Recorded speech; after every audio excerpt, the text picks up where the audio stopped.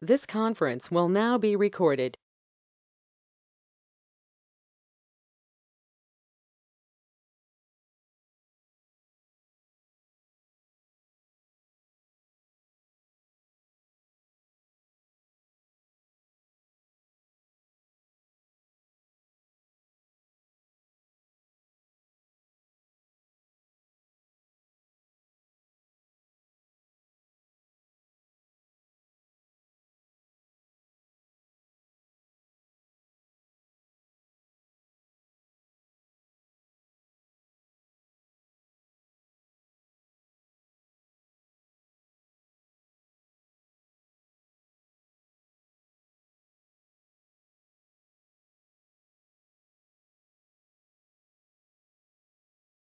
Well,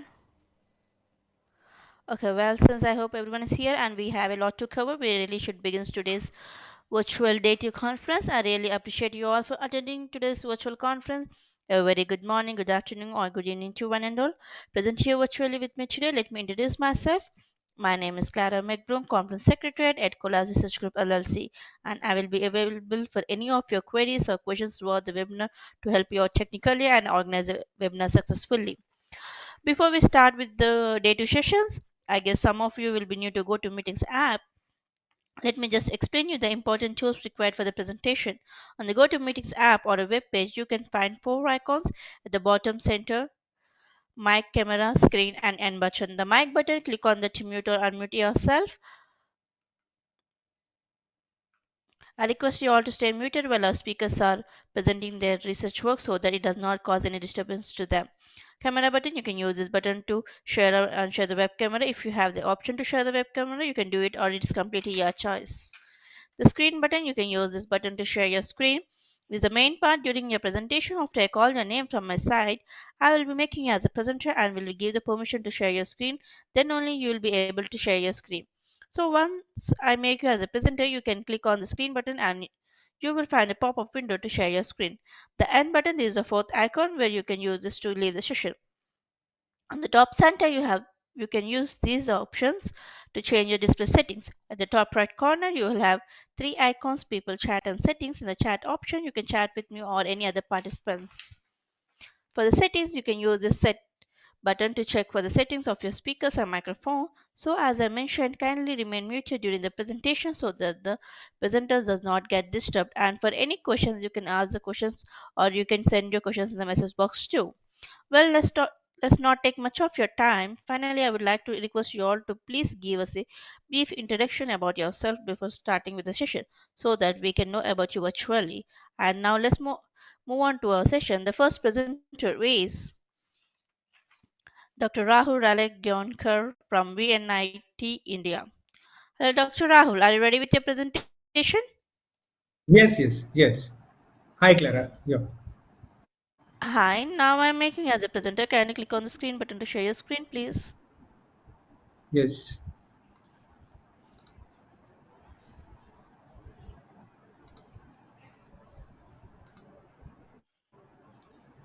Is it visible now?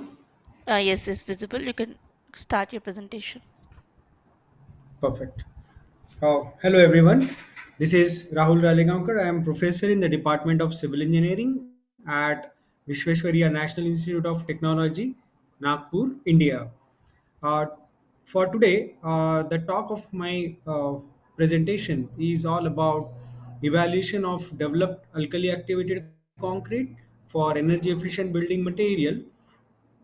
So primarily, I will be covering some background which talks more about sustainability and SDG goals. Then I'm going to cover a bit about carbon emission, how the building and building sector is responsible for various kind of environmental issues. Then reaching out to the construction materials which are either being, we can say, which are being manufactured, or if they are already being used, so how they play a role for climate responsiveness. And then we talk more about the problem, that how can we bring better and better eco-friendly products which can be used by the construction industry. a way of looking forward is to use the technology. So one of the technologies, that is greener technology, we call it as alkali activated concrete, which will be elaborated in brief about the specific data. Why this data collection I have included? Primarily because we need to understand the availability of alternate resources. So that is also being covered up over here. And then the property investigation, which is more on engineering side or the scientific side, wherein we need to understand the material characteristics. So those are also included in the presentation. And the concrete which we wanted to have is should be flowable, so that you can just pump it from one corner to any of the dimension what we want. So it can be a circular shape, it can be a rectangular shape, it can be a single wall. So for which we use self-compacting concrete technology. So that is also been elaborated or will be elaborated how to design these kind of products. And finally, the computational study. So in civil engineering, we do have lot of upgradations as far as IT industry is concerned. So the use of BIM technology for in evaluating the performance, that will also be shared in the forthcoming slide. And finally, the conclusion. So coming to the presentation in detail, so SDG goals, as this particular target presentation is primarily for SDG 6, SDG 9, 11 and 12, which necessarily is going to cover up something that can be control the use of water when we are manufacturing the product. How about the innovations to be adopted by the industries? Then we talk more and more about sustainable cities and responsible consumption of resources which are natural and continuously depleting. So the global statistics talks more about GHG emissions. However, the standards or the quantified data, it talks about when you are focusing manufacturing of products and the products which are being used and which controls your indoor comfort environment, how they are responsible for the energy. So here almost 39% of GHG emissions are because of building industry. So various stages are there, but the primary two stages which we are covering up here is how to manufacture a product, and if we are using a specific product, how to evaluate its performance from the climate responsiveness. So, why alternate construction materials are required? Primarily because we need to control the GHG emissions, which are essentially involved with construction materials. And secondly, if we want to conserve the natural resources, which are continuously depleting, again, we are left with no option but to look into the alternate products which are having lesser carbon footprint and can help to design the system over the designated lifespan. uh, to share what we are into, so we have been doing this particular business since last 2 decades, wherein initially we started doing the work with masonry products, then we shifted to prefabricated panels, and now we are coming up with 3D volumetric pods. And each and every product has its own dimension, but primarily if we look into the few of the last columns, so most of these particular values revealing that how much energy is involved for production of the material.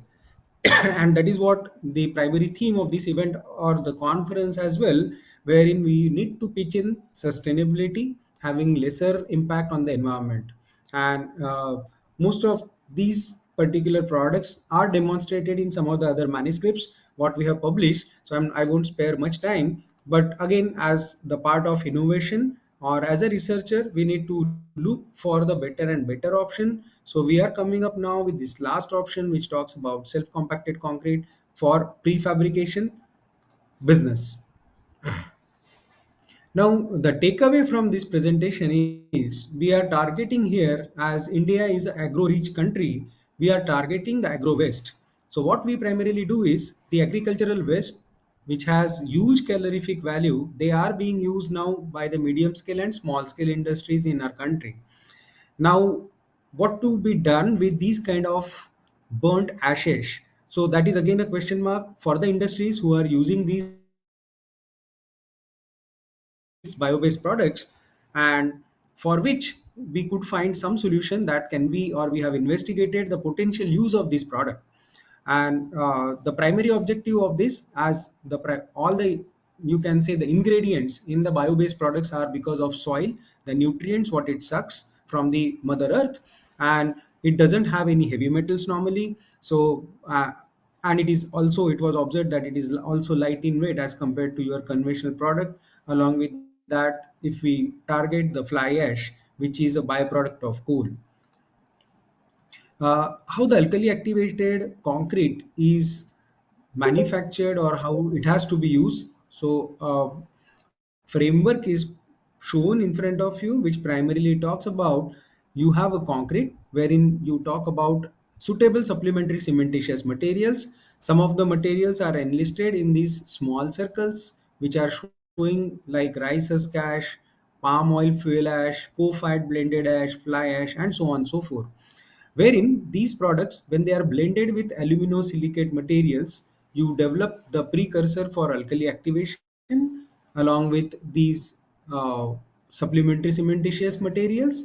The whole story goes, as we understand about cement, as the cement grade increases, the strength also increases. So here, in this case, the molarity of your entire alkali activation solution, that plays major role, and we can see the range from 2 molar to 16 molar. It is bit obvious, more and more concentrated chemicals you use, higher will be the cost. So we need to optimize that cost also for the market competitiveness for these kind of technologies. Now when these products, they are used and you develop some crystals out of these products, at the end it solidifies and gives you a better shape that what kind of product you want. So the product what we come up need to be evaluated as far as conformance criteria of any standard or the codal provision is concerned. And finally we need to evolve some footprint about these kind of products, that what is its impact on the environment. Now you can see, as I said initially, that do we have enough resource, these kind of products, bio-based resources, and what we have observed. So the definition of sustainability, what it talks about is any product which is available within the 50 kilometers of buffer zone for over the study area or over the site, probably can be used as a local material. So we just wanted to use a local material where your total energy required to transport these kind of products is bare minimum.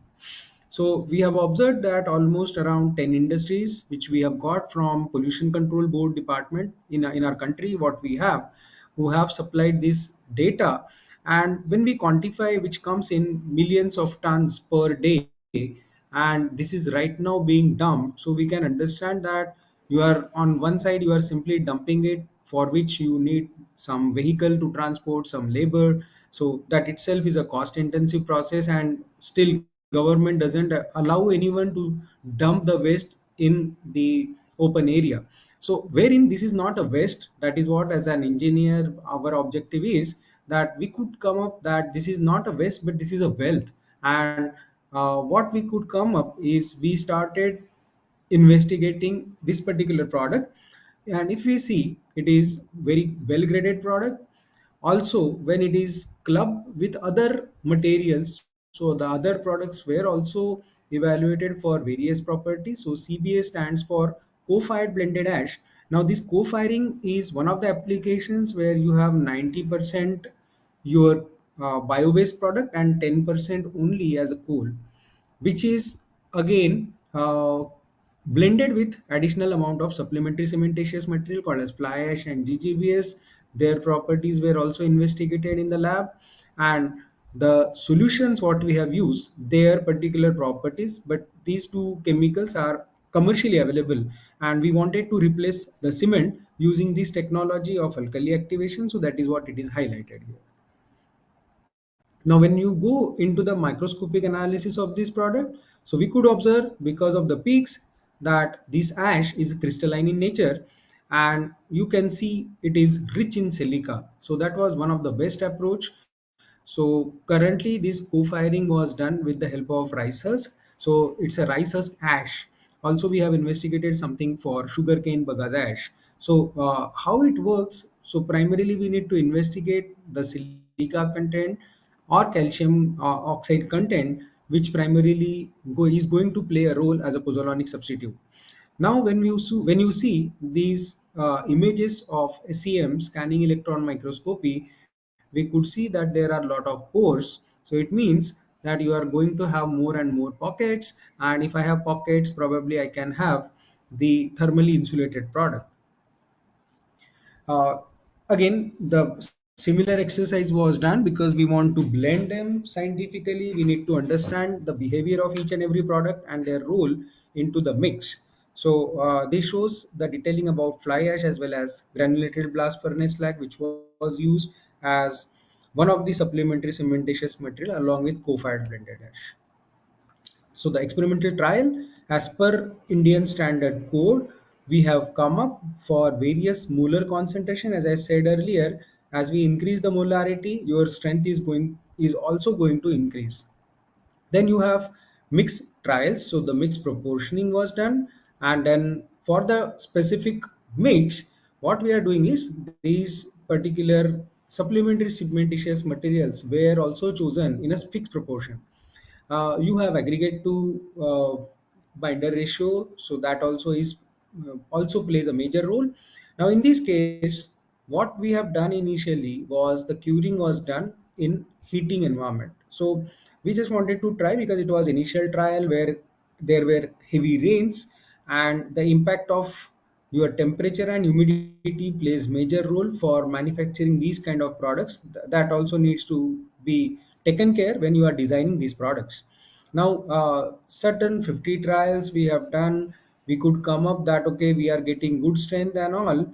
But when we moved further, what we saw is there are certain areas of improvement, and we could see there is no harm expressing the failure, but these failures were because their curing, or rather than curing, they were not getting the necessary weather condition, right? So we just observed that if you have proper heat or the proper temperature, these kind of products can be well taken care, right? So we have improved upon, and then this particular product, what initial trials we could not come up into the industry. You can see the background. This is a big industry where we are right now working and promoting this product in the local market.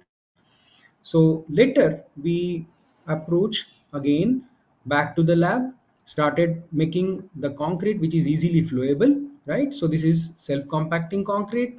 Now we have changed because the climatic condition got altered after a couple of months.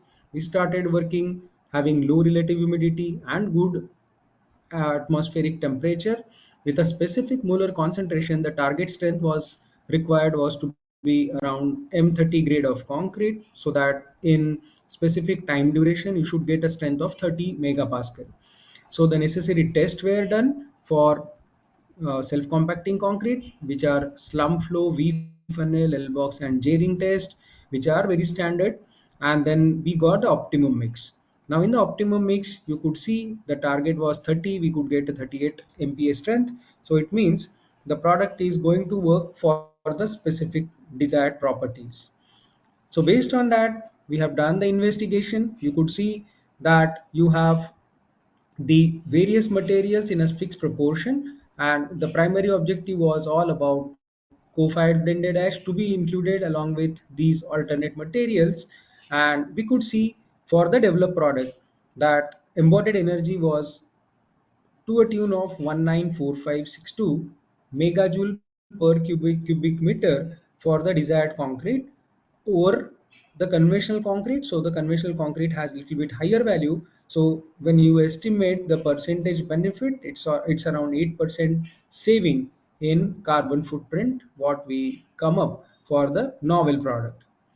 Now, when this product was designed, we wanted to check its environmental performance, for which BIM environment was used. So you just create a project in a specific environment. So these are all Autodesk product. So maybe in European countries, people are using more Bentley products. So be it a Autodesk or be it a Bentley, primary philosophy remains same, where you need to model the product or the house, and then with the help of or based on the property of the product, you just run the analysis, various trials, and get the results primarily, which is going to talk more about your operating energy demand. And this is what it could see, like the place where we belong, heat is predominant, so we want more and more cooling devices to control the temperature inside the built environment. And you could see the uh, last two bars, which primarily says that if I'm going to use a conventional concrete, so the value over which what I am doing with alkali activated concrete, so we could save almost 35% of peak cooling demand. It means your discomfort can be reduced by 35%. So it's a good amount, and probably that is how this particular product becomes more eco-friendly, even though when we are applying it in a construction industry. So coming to the main takeaways from this particular study, that one can use agro-industrial waste for making the novel concrete, which is not only going to reduce the environmental impact, but also going to help or going to give some solution for sand substitute. The second takeaway is the developed concrete is successfully meeting all the requirements of M30 grade of concrete. Obviously, based on the specific requirement, the grade can be increased, mixed proportions can also be tried, and we could achieve a desirable strength. We could, when the product was manufactured, we call it as the embodied energy that is required to produce a product. So that had shown 8% savings in the emissions. So that is a good indication for these kind of alternate products. And your peak cooling demand also got reduced by 35% by substituting a conventional concrete to a porous concrete. So this is how this particular product behaves.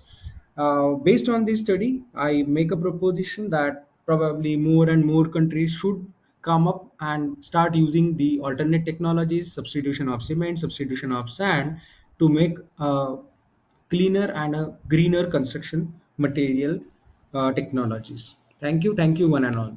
Over to you, the organizer. If any questions are there, I'll be more than happy to answer. Thank you, Dr. Rahul, for your presence and presentation. Does anyone having any queries?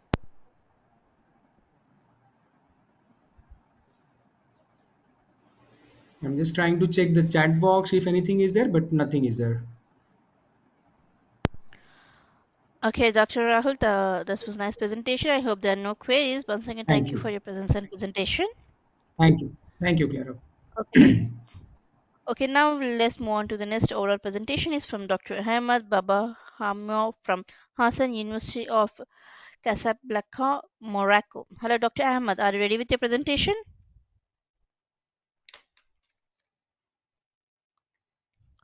Hello, Dr. Ahmad. Are you ready with your presentation?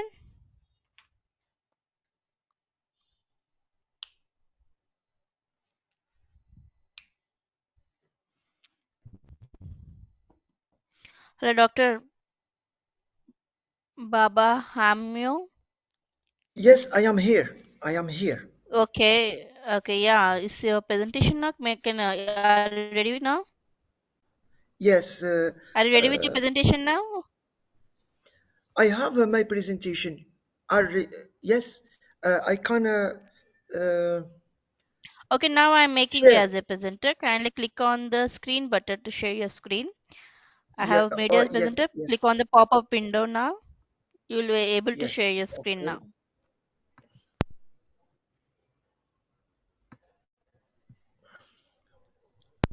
Yes, your screen is shared. Please open your PowerPoint presentation.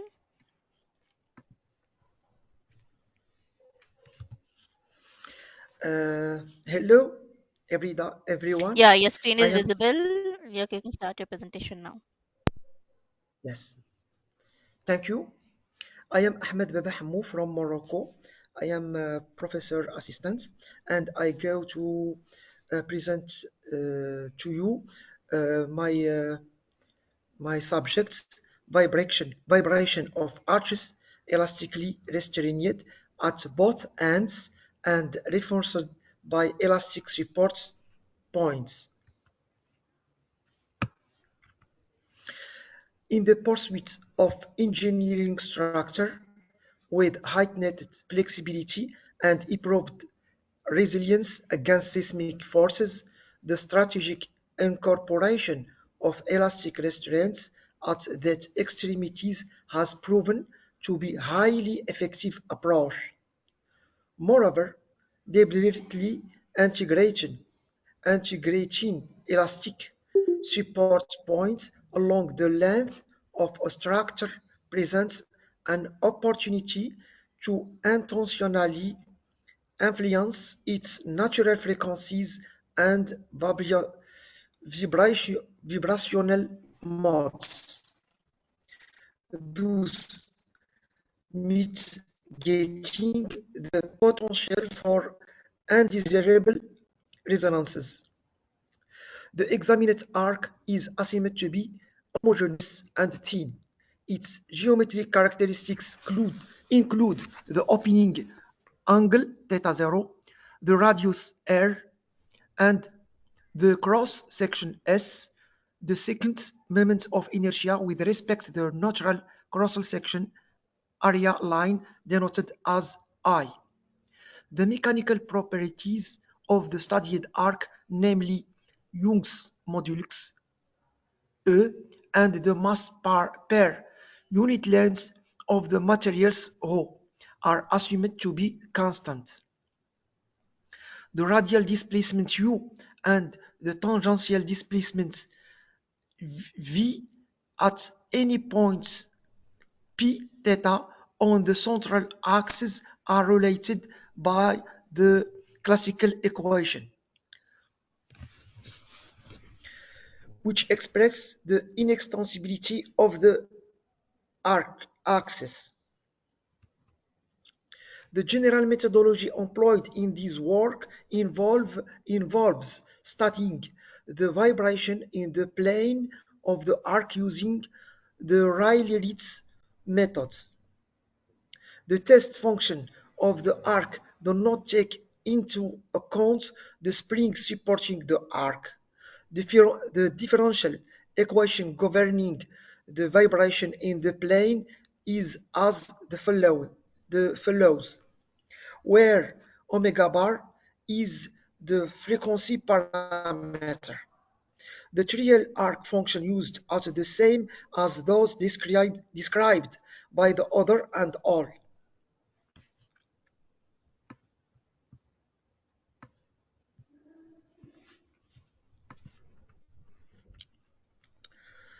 Lambda 1, lambda 2, lambda 3 are function of the frequency parameter omega bar.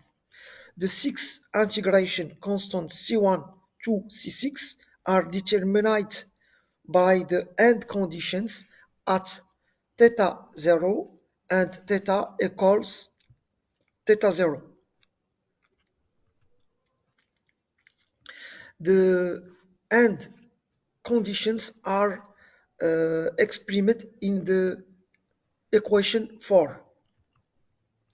The tangential displacements of the specific points along the r-axis denoted as v equals v theta and t is treated as a harmonic function with respect to time t. The displacement is assumed to be represented in the term of a finite series, where omega e I represents the natural frequency, IE stands for an undeterminate coefficient associated with the ith trial arc function VE, and N denoted the total count of trial functions. The kinetic energy T, the bending strain energy V, and the strain energy stored at the two torsional springs V are expressed in this equation. In addition, the, the, in addition to these energies, the n-radial and tangential springs located at points defined by the curvilinear abscissa theta I give rise to a potential energy VR. Considering equation 5, the above energies are discretized in the following manner. MIG, KIGE, and KIGR are the mass, the arc rigidity, and the end springs rigidity tensor respectively. They are given by this expression. Hamilton's principle allows to derive the Rayleigh-Ritz formulation of the in-plane vibration of the arc, where omega I is the eth frequency parameter. M and K are the mass and total rigidity matrices associated with the above tensors, and I is the column vector of the basic function contribution coefficients, such as this expression. A MATLAB code has been implemented for this work to solve the eigenvalue problem of the equation 3. This code allows for obtaining results for arcs with varying opening angles, different stiffness, and the ends and support points and their positions. The program also facilitates the plotting of the made shapes by equation 2. A through convergence study has led to the conclusion that 8 test functions are sufficient to find a solution when the arc is supported by two elastic supports. The fixed C or simply supported SS ends are obtained by imposing a end stiffness tending towards infinity or equal to 0 respectively. The first case study involves a CS arc fixed at the right end and simply supported at its left end, with an opening angle of 1 to 0 degree.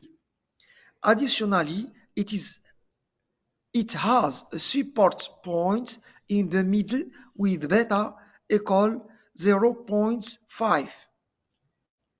Table 1 presents the first 80 frequency parameter omega e for various stiffness value of these point supports.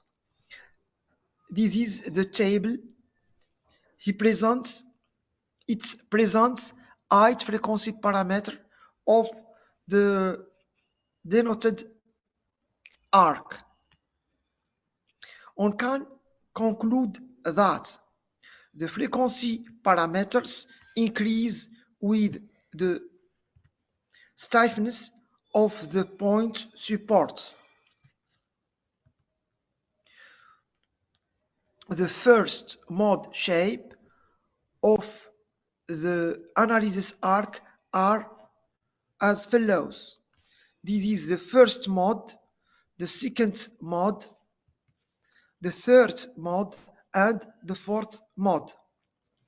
The dashed line represents the arc before deformation, and the blue, orange, yellows, and magenta lines respectively represent the modes corresponding to stiffness value of 0, 1000, 2000, and infinity. The detailed view,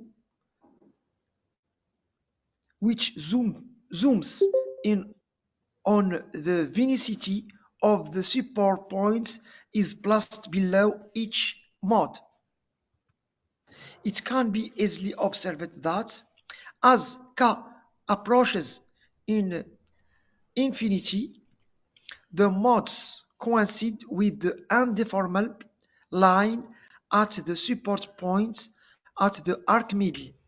However, as the stiffness of the point support decreases, the distance between the mod and the undeformed arc increases.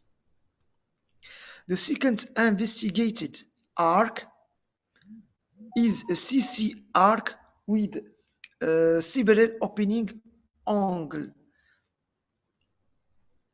It has a one-point support at the middle. The stiffness of the point supports has various value from K bar. Table 2 lists the fundamental and the second frequency parameter of studied arc. This is the table of frequency of fundamental and second frequency parameter of CC arc with several value of the opening angle theta. As expected, the frequency parameter increases with the stiffness of the support points and decreases with the opening angle theta 0. The third case study is a 120-degree clamped arc with 2-point supports at beta equals 0.2 and beta equals 0.5. The point supports are supported rigid. Kati tend toward infinity. The first eight, the first four frequency parameters found are listed in table 3. The first four modes of CC investigated arc are presented in this figure. The two detailed view focusing on positions beta equals 0.2 and beta equals 0.5 show that these 2 points are stationary and do not move. This can be explained by the assumption that the support points uh,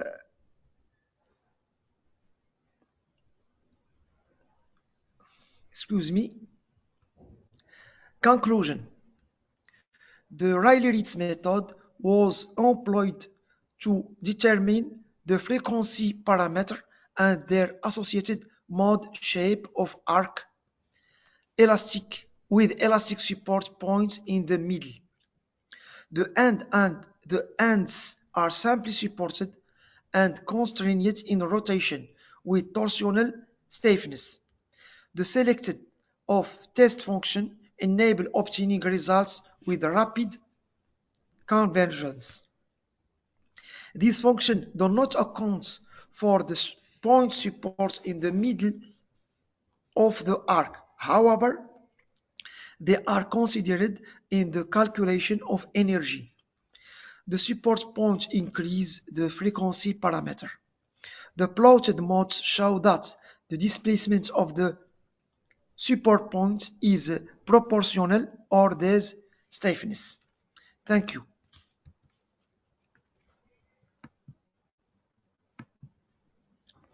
Thank you. Any Thank you, questions? Dr.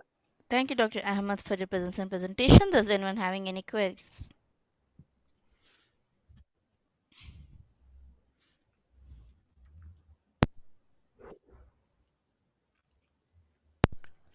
I hope there are no queries. Once again, thank you for your presence and presentation, Dr. Ahmed.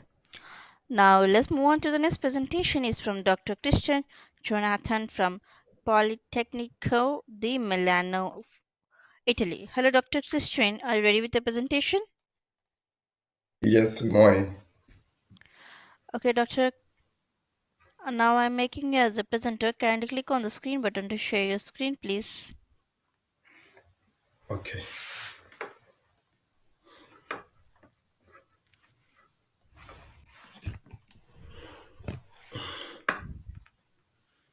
Okay, Okay, I have made you as a presenter. Kindly share your screen now. Just a moment, okay. Can you see my screen now? Yeah, your screen is shared. Please open your PowerPoint presentation and start your presentation.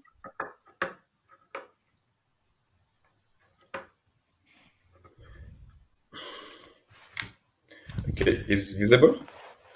It's visible. You can start your presentation. Thank you. Okay, thank you. Good morning, everyone. Uh, I'm Christian Jonathan, PhD candidate with Politecnico di Milano. I'll be making a presentation on the topic of the uncertainty of reusable building component and material, which is a subsidiary of circular economy in the African construction sector towards the issues of affordable housing in Kenya.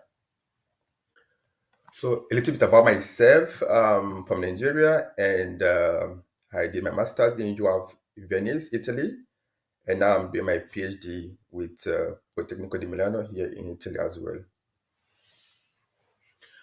So uh, first, I want to start with this picture because I think my presentation will be more or less like a little bit interactive. I mean, the issue of circular economy, especially in the construction sector, is like a global trend, also in developing countries like Africa, Kenya, and around the world. But then there's always this uncertainty of lack of information on those reusable or recyclable materials coming from construction and demolition waste, in as much as uh, it will provide environmental benefits by reducing the deposit in landfill. But there is also the question of what kind of assurance or certainty as a stakeholder, as an architect, as a designer, as a client would you have if you are to purchase or to use those materials. So the objective of the paper was to first review literatures on the topic and to kind of see a possible way of providing an information catalog that could enable stakeholders to kind of provide necessary information on those reusable materials that perhaps could be used as a material bank or in a material passport or for the next user. More or less like providing some information on those reusable materials. And from the introduction, the word skepticism is something that is very common when it say when someone is asked to use construction waste, even though sometimes I prefer to call it valuable waste, construction or demolition valuable waste. Would you want to use it? Yes or no, or maybe. But then, yes, circular economy provide lowering of environmental impact when you're using those materials coming from demolition.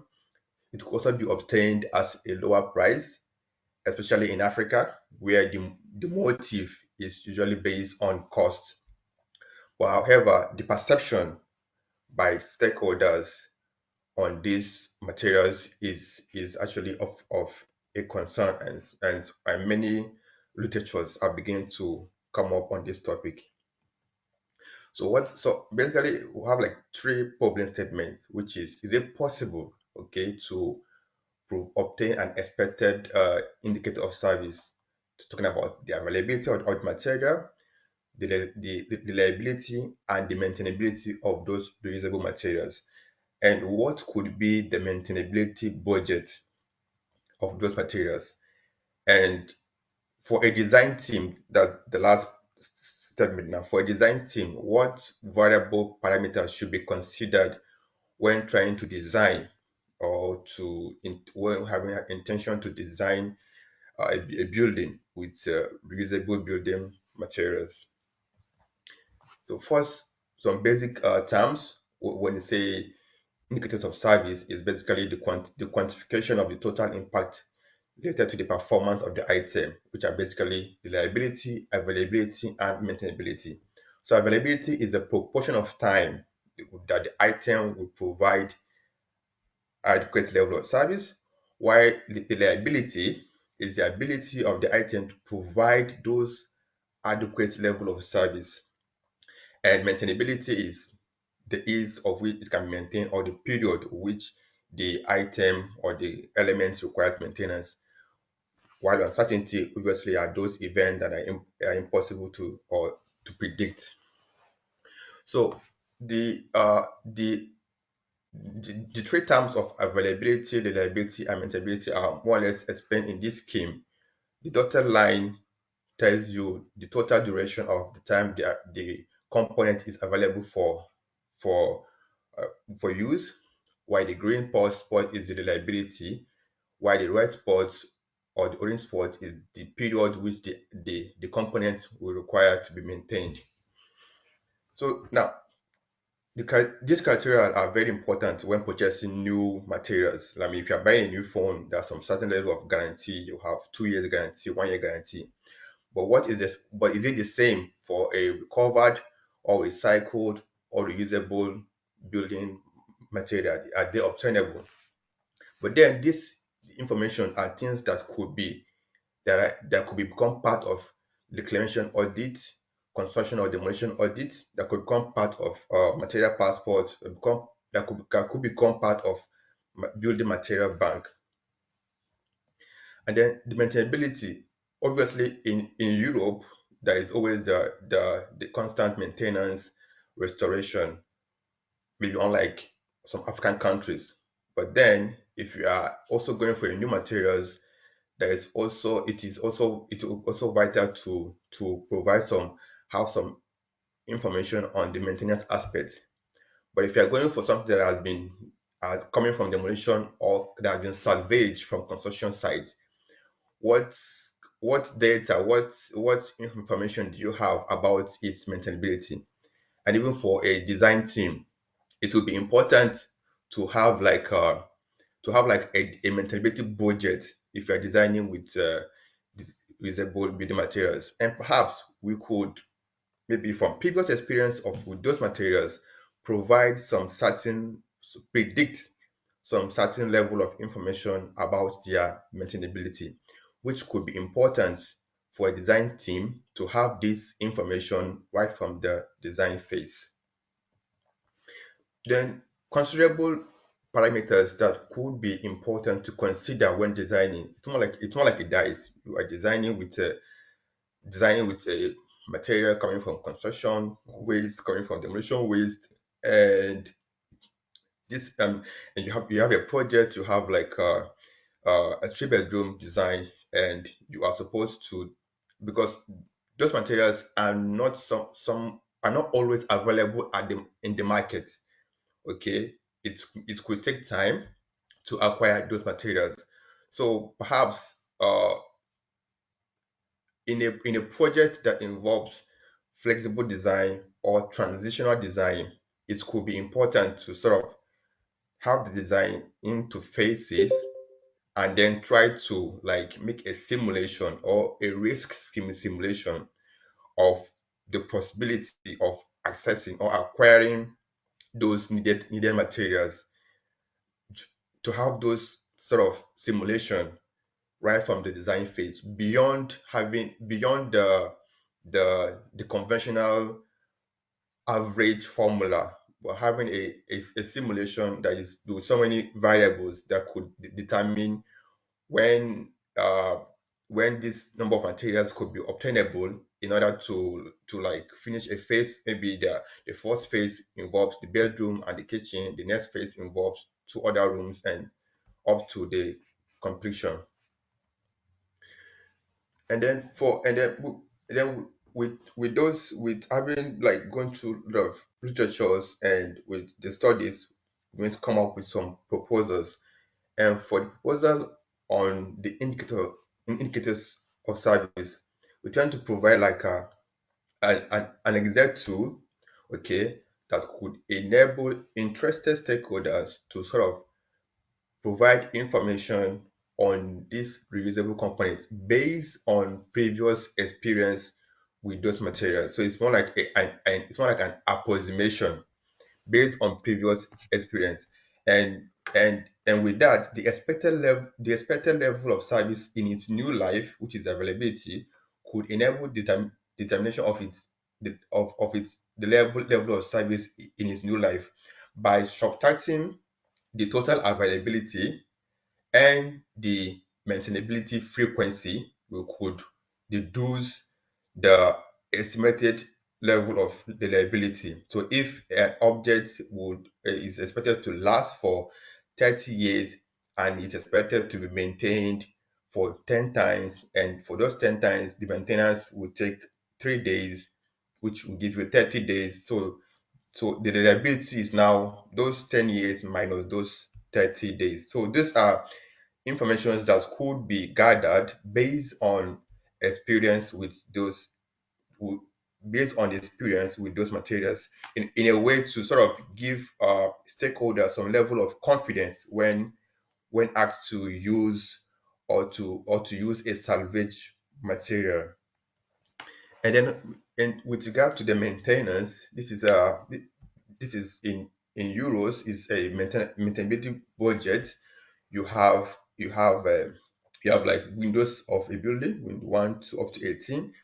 You have the cost, you have the years of service, and then you have the uniform cost, and then you have the splitted. You have like an approximation of the number of years it will last, and for those number of years when it will require maintenance and how much it will cost. So if you have this kind of information for a material coming from construction waste or coming from demolition, or let me use the word demolition or deconstruction, okay, materials coming from those aspects, you could begin to, like, from the design stage, have an idea of how much it will even take to maintain this window, maintain this door, being that it is not a new one, and it doesn't have like a company computed data. So in a way to give more value to to materials coming from construction and demolition.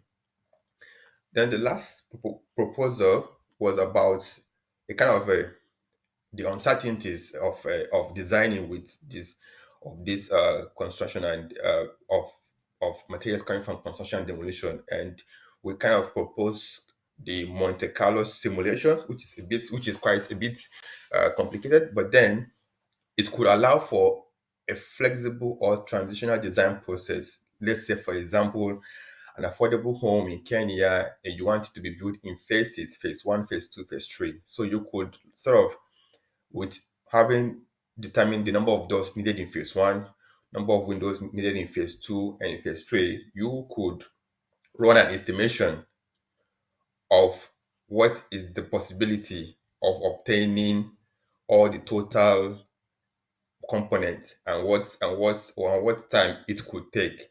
So in a way, from the design stage, you know how long it will take to obtain those materials based on perhaps interaction with the people that sell them, or with people that provide them. You could be able to get those data and know, okay, if I'm to use a reasonable uh, components for my design that has up to 4 phases, it could take like 2 years or 1 year to recover, to get the required materials, because it's not all the time that demolitions occur. And so the tool is an Excel tool, which is available online, and but this is the flow. So first you define the level features, define the starting level, define the elements for each level, insert the estimated cost for each level, define the starting level, maybe from the level one, estimate the expected need for transition. The expected need for transition is when you'll be changing from level one to level two. Then estimate the level of transition cost needed, and then to finally then run the simulation. So with so basically, as I said earlier, is to the paper was to, like, provide put on the table the possibilities of some of the questions that I personally have had with some stakeholders on possible ways to provide to begin to provide more value to materials coming from construction and demolition, having known the benefits, the environmental benefits, the economic benefits, and the social benefits attached. But then for further studies, it could be important also to have like a material testing for those materials are also included in the indicators of service. And for the maintenance budget, it could also be important to like compare and contrast between maintenance costs for a new material and the maintenance costs for a recovered material to kind of compare and see which is more affordable in a way in terms of maintenance. And then for the parameters, it could also be important to also run a simulation, not just for a design that is based on phases, but a design that is just not based on phases to also know the time it could also be required to obtain, like based on interaction with stakeholders or with dealers, to know what time could be required in a given context, like in Kenya, to obtain 50 windows from a from a demolition site, or from other sources, alternative sources that are not from that are not new, or they are not coming from virgin manufacturing sources. So in conclusion, yes, the uncertainty surrounding usable building materials is one that the approach of circular economy should be concerned about, because the question that is coming up, and especially in countries like Kenya, where the motive to use those materials are based on cost. They don't really give much priorities to the environmental benefit as compared to, let's say, European countries. For them, the concern is mostly cost. So then I think a level of information or a level of approximation on the expected level of service could also boost confidence in using these elements. And definitely the proposal has to be put into practice, right? To ascertain its effectiveness, to ascertain its flaws, to ascertain what could be done much better. But however, it's like in every new discovery or every new approach is that has to do with social or business aspects. It's important that we begin to have legislations and regulations and standardization to support information that will be provided on these reusable building elements. Thank you. There any queries? I'll be here. Thank you, Dr. Christian, for your presence and presentation. Does anyone having any queries?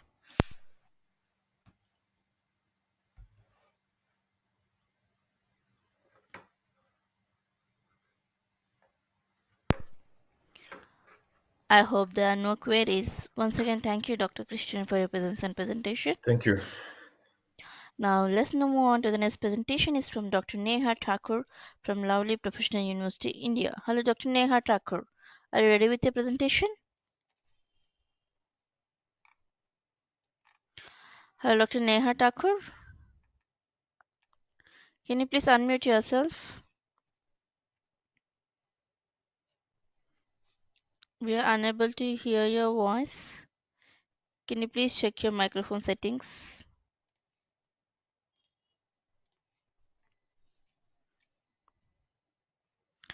Hello, Dr. Neha Thakur.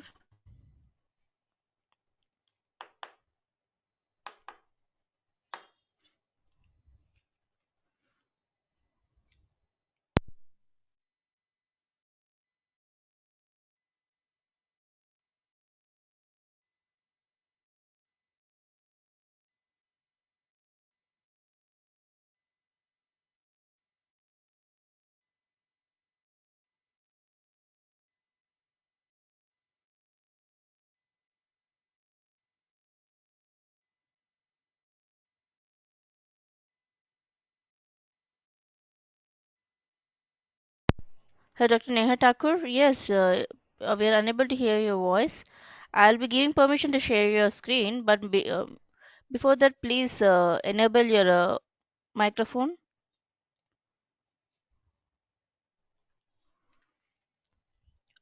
We are unable to hear you. To share your screen, I should give you the permission. Before that, please check your microphone settings. In the top right corner, you have settings option. Select your microphone which you are using for the mic. If you are using any external device like a headphones or any microphone, please select that.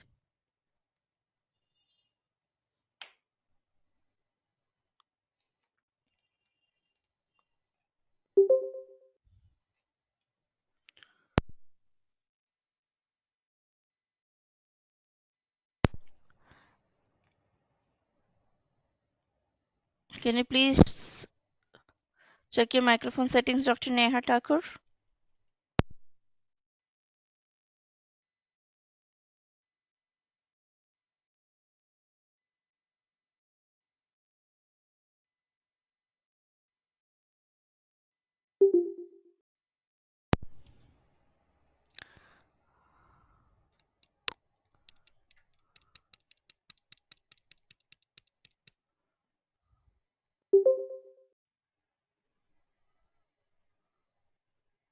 Hello.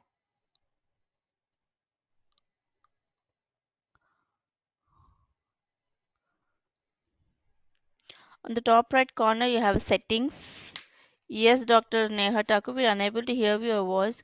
On the top right corner, you have setting in that audio option. Please select your microphone, which you are using as your external device, or you have to use your system microphone as a default if you're using a laptop or a desktop.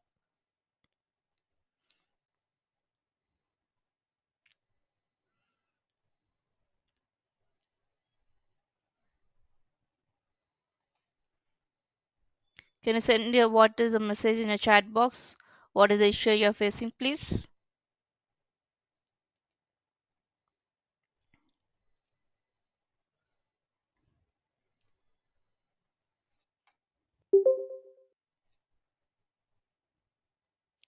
Can you please check your microphone settings, Dr. Neha Thakur?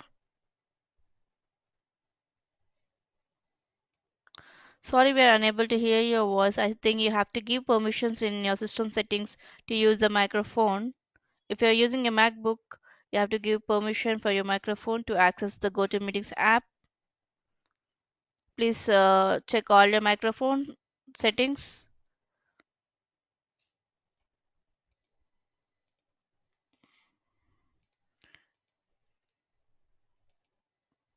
We are unable to hear your voice. Or please, you can move to any other device if possible.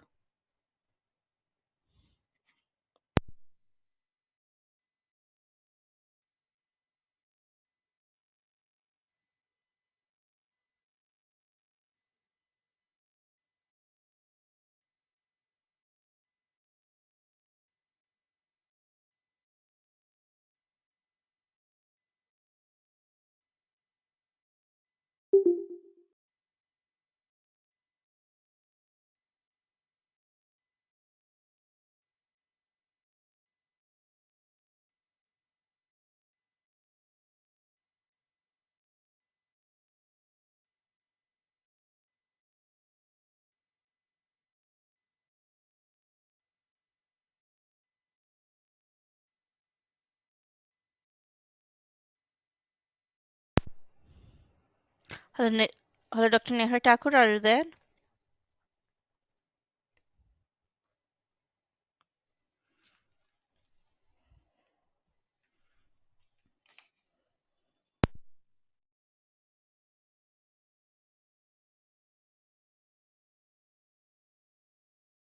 Sorry, we are unable to hear your voice. Okay, I'm giving you permission to share your screen. Once, please share your screen. I will be checking the what is the issue you are facing from here.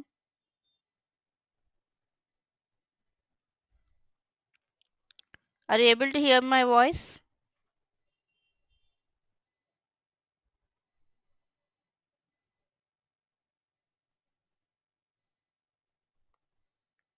I have made you as a presenter. Please share your screen. Or can you please open your microphone? Sorry, GoToMeetings app once your screen is shared. Please open your GoToMeetings app.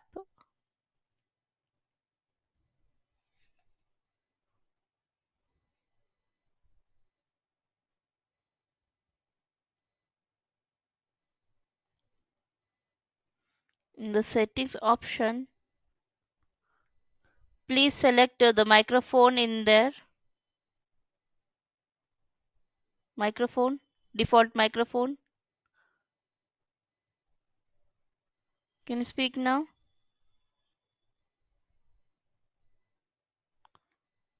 Sorry, can you please check your in a system if you're using a laptop? Is your microphone is on your keyboard? Sorry, doctor, we are unable to hear your voice. Can you please remove the external device which you have connected if you're using any laptop? If you have any phone headset or anything, please remove that. If you're using a laptop, please keep that.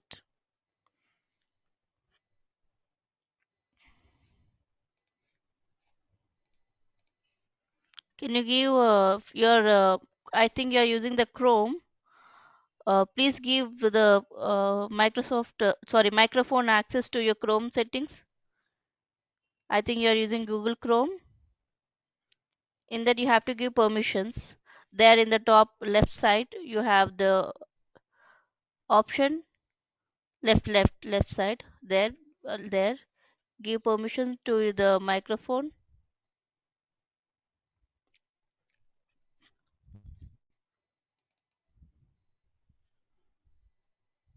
But I think you have to give yes, done. No, don't block it. Allow.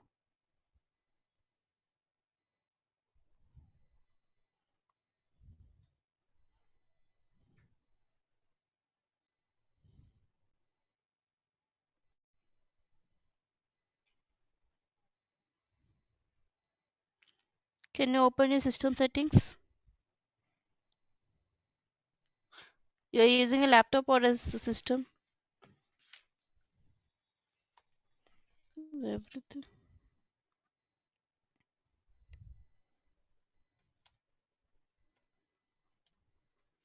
Are you using a laptop or PC, doctor?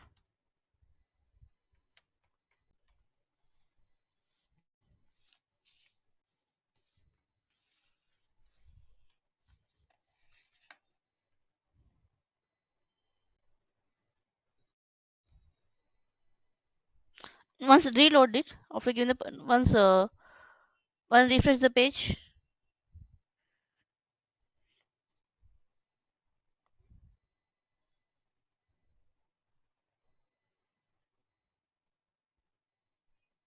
Refresh the page. Refresh it.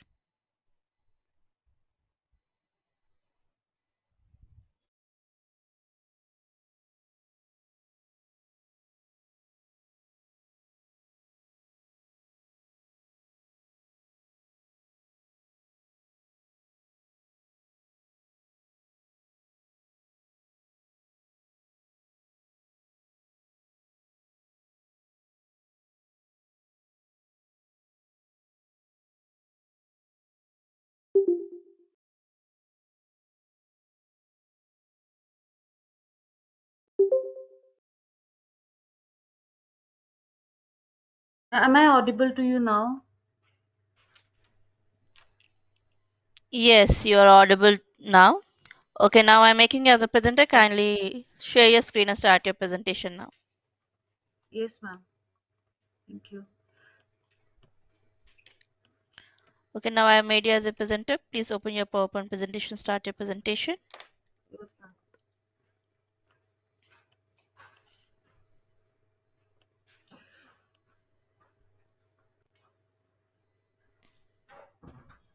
Make it as a full screen mode. Uh, Good afternoon, everyone. My name is Neha Thakur, and from Lovely Professional University. I'm doing PhD under supervision of Dr. Justin Hello, Samuel. doctor. Today, I'm present. Hello. Can you make it as a Yes, presentation ma'am. mode? Yes, ma'am. below, below. You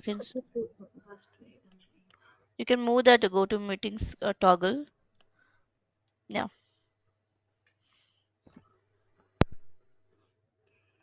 Good afternoon, everyone. I'm Neha Thakur. I'm doing PhD in Lovely Professional University under supervision of Dr. Justin Samuel.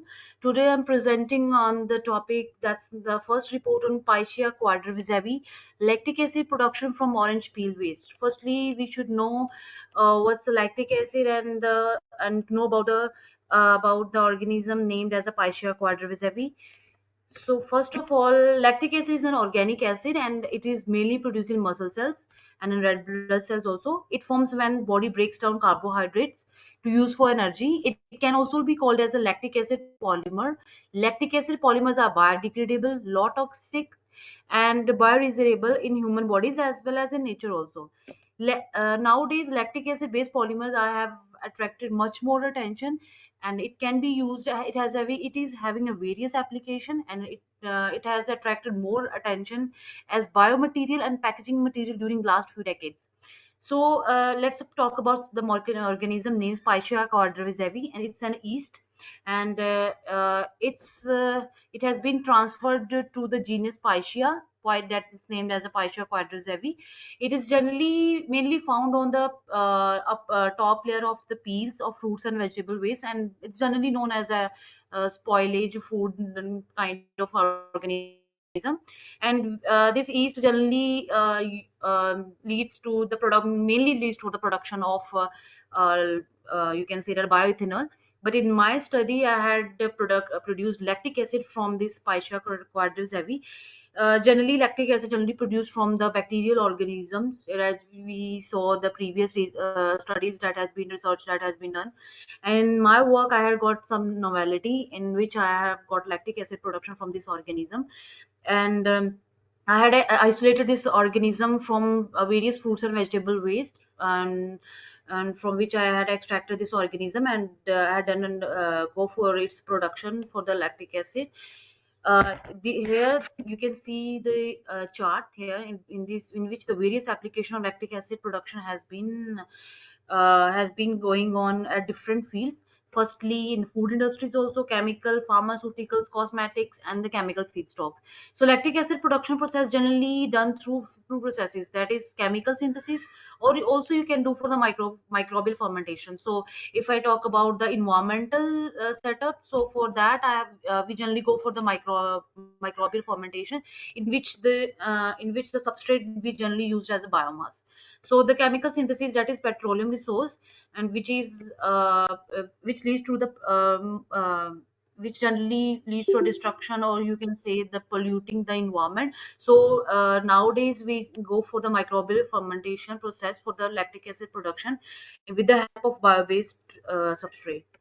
Firstly, why there's a need to valorize orange peel waste. Here I took various you can say various foods and vegetable waste, but I have got maximum production of lactic acid from the orange peel waste. So right now, that's why I'm talking about the orange peel waste right now in this presentation. Why there's a need to valorize orange peel waste. So if I took the orange peel waste, so why there's a need to valorize that? Because although orange peels are biodegradable, it is still vital to dispose of them in any environmental friendly manner. It's popular belief that organic waste like orange peel disappears while after a while, but that's true. But again, it leaves a mess in the environment which takes a significant period to dissipate entirely. The management of orange peel waste constitutes an economic and environmental problem in the region in which there is an important citrus processing industry. So there's a need to valorize orange peel waste into sustainable production of valuable added products. And the valuable added products that I already talked about, bioplastic, or you can say the lactic acid. So there's an innovative process to orange peel waste valorization. Here you can also extract the essential oil and lime limonene recovery also from this orange peel waste. Here the cellulose the from orange peel waste, we collect cellulose and then we go for its pre-treatment, and then after fermentation we generally lead to the production of bioethanol, butanol, biogas, bioelectricity, succinic acid, lactic acid, xanthan flavor, and bacterial cellulose. So these are the in some innovative process that can be used to valorize the orange peel waste, so that we can use these waste orange peels to form some innovative product, or go through an innovative idea and produce some innovative product. Next one is a research objective that has been used by me for myself, that I have been used for the production of lactic acid. First, I have go for collection of fruits and various fruits and vegetable waste. That I will talk about these vegetable and fruits way further. That which fruits and vegetable I have taken, and then we will go for its pre-treatment. And after that, after its the sample collection, we will go for its selection, that which fruits and vegetable waste will produce maximum production of lactic acid. And after its production, we will go for its optimization study, that at what parameters there is a more production of lactic acid from that selected peel or waste. First, this is the methodology that have been used for its production. Firstly, the collection of fruits and vegetable waste. Then we will go for its isolation of the organism from which the production which will lead to in the help, which will lead for its production of lactic acid. And after that, the media preparation will be done. That will be used as a amaranth broth media at particular temperature and at particular time. And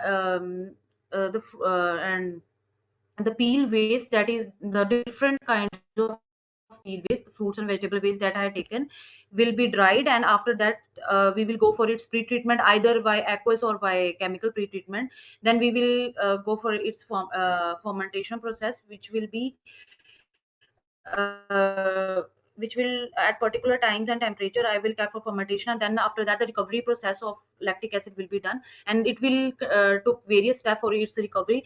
That will take centrifugation, rotary evaporation, sonications, phase separation, distillation was done. And after that, in the end, HPLC will be done, from which we will come to know that at what temperature, or you can say at that which fruits and vegetable waste is more leads to production of more lactic acid. So firstly, the fruits and vegetable has been collected: banana peel waste, orange peel waste, potato peel waste, and radish peel waste that has been taken. And these, after the collection of this, the pre-treatment of that fruits and vegetable will be done. That will be done with its you can say that will be we will go for its dry form. After drying the peel waste, we will go for its powdered extract.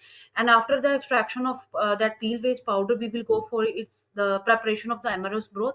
After the amaranth broth has been made, we will prepare the media incubator for fermentation process.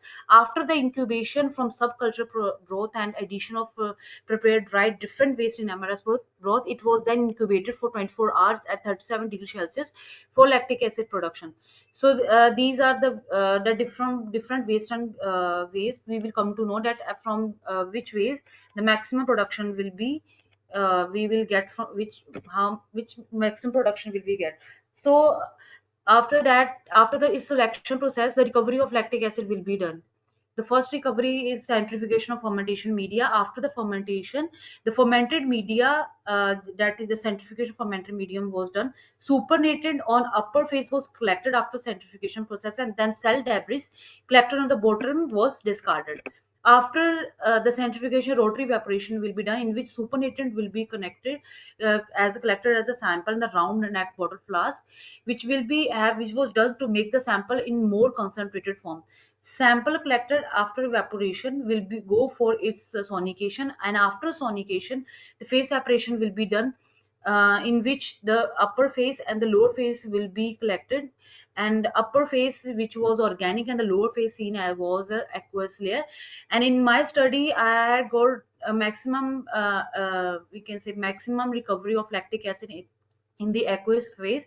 And after that, I have gone for its HPLC analysis, in which I came to know that from this all waste, the orange peel waste leads to the production of more lactic acid. And after the distillation of phase separation was done, this you can say that after distillate was then took for its HPLC analysis, and this was the lactic acid. So you can say see, these are the substrate, and from these substrate, the orange peel waste has got maximum concentration of lactic acid. and this one is a selection of my waste, and I will go and with this selection I will further go for its optimization study, from which I came to know that at what parameter, pH, temperature, substrate loading, pre-treatment, and for how much time I will at what time I will get maximum production of lactic acid from this particular selected substrate. So this one is the further optimization study, and these are the parameters that I took for its optimization study. At different temperature, pH, substrate, pre-treatment, and time, I got the maximum production at temperature 30, pH 5, substrate 15, pre-treatment, and the time 72 hour. So the lactic acid production that I got, we can say in gram per liter, that is 32.9 gram per liter. So after the substrate selection, in accordance to concentration lactic acid from it that has been observed, you can say the maximum production that I have seen in orange peel waste, and then from banana peel waste, and last it's from radish peel waste. So the maximum production was from the orange peel waste, and I had selected in my study as a substrate, and I had done optimization study also, and now I'm going further for its polylactic acid production, and that was my further study. And this one is the previous studies that they had done with the different food substrate, and these are the percentage of lactic acid that is being produced in the previous study. And if I, in accordance to this previous study, and the result that I had got from my orange peel based lactic acid production, my lactic acid production is well more than from the previous study, and from the organism that I have used, and that organism was never used before, because that organism generally used for its bioethanol production, but in my study it has gone for lactic acid production. And if you compare the previous study with bacterial organism that have produced lactic acid, and the yeast organism that have produced lactic acid from orange peel waste, has much more production than that organism that has produced lactic acid in the previous study. Thank you.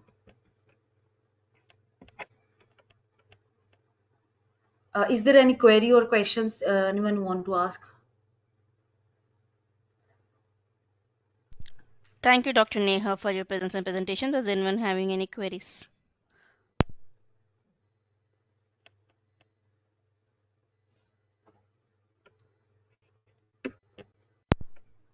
I hope there are no queries. Once again, thank you for your presence and presentation, Dr. Neha. Now Okay, let's move ma'am. on to Thank the you next so much. present. Okay. Now let's move on to the next presentation is from Dr. Niranjan Deshmukh from Defense Institute of Advanced Technology, India. Hello, Dr. Niranjan. Are you ready with your presentation? Yes. Okay, Doctor. Now I'm making you as a presenter. Kindly click on the screen button to share your screen, please. Yeah. Okay, make it as Are a you able to full see the screen mode screen? and start your. Yes, your screen is visible. You can start your presentation now. Okay. Thank you very much. So, firstly, I would like to thank the organizers for providing this opportunity. Today, I'll be sharing my work on the comparison of mechanical properties of additively manufactured chalk carbon fiber reinforced nylon specimens with variation in process parameters. So, the flow of the presentation will be like this. First, the introduction, then purpose of doing the study, experimental setup, development, and testing carried out, then the results of those tests, and conclusion and future scope. So, basic introduction. Additive manufacturing, also known as 3D printing, is defined as the process of layer by layer creation of three-dimensional physical model directly from 3D CAD data. Basically, there are seven categories of additive manufacturing, uh, which are as given in this chart. Material extrusion is the most famous for general applications. Then these are application specific, back photopolymerization, solid bed fusion, material jetting, binder jetting, sheet lamination, and direct energy diffusion. So basically, for rapid prototyping, or uh, you can say for creating a small scale objects, material extrusion process is used. Each process is compatible with different set of materials. The process should be carefully selected according to the application. Fuse deposition modeling is a technique under material extrusion category, which is widely used for 3D printing of polymers. So basically, material extrusion process is used for polymer materials, and most common materials for fuse deposition modeling technique are polylactic acid (PLA), acrylonitrile butadiene styrene (ABS), polycarbonate, polyamide, etc. There are many materials like PETG or PP, polypropylene. So basically, it is used for polymers. So the recent advancement in FDM process is printing of fiber reinforced polymer composites. So this is a new development that basically polymers are reinforced with fibers, either short fibers or continuous fibers, and they are formed. Filament is formed by the mixture, and it is being 3D printed currently. So this is a schematic of FDM technique. This is a print bed or platform on which the object is 3D printed. So it is allowed to move in X or Y direction, and this is a nozzle which moves in Z direction. So this is a schematic of a material spool of typically 1.75 diameter, which is fed to a nozzle through extrusion arrangement. In the nozzle, it heats to melting temperature and then deposited on this print bed.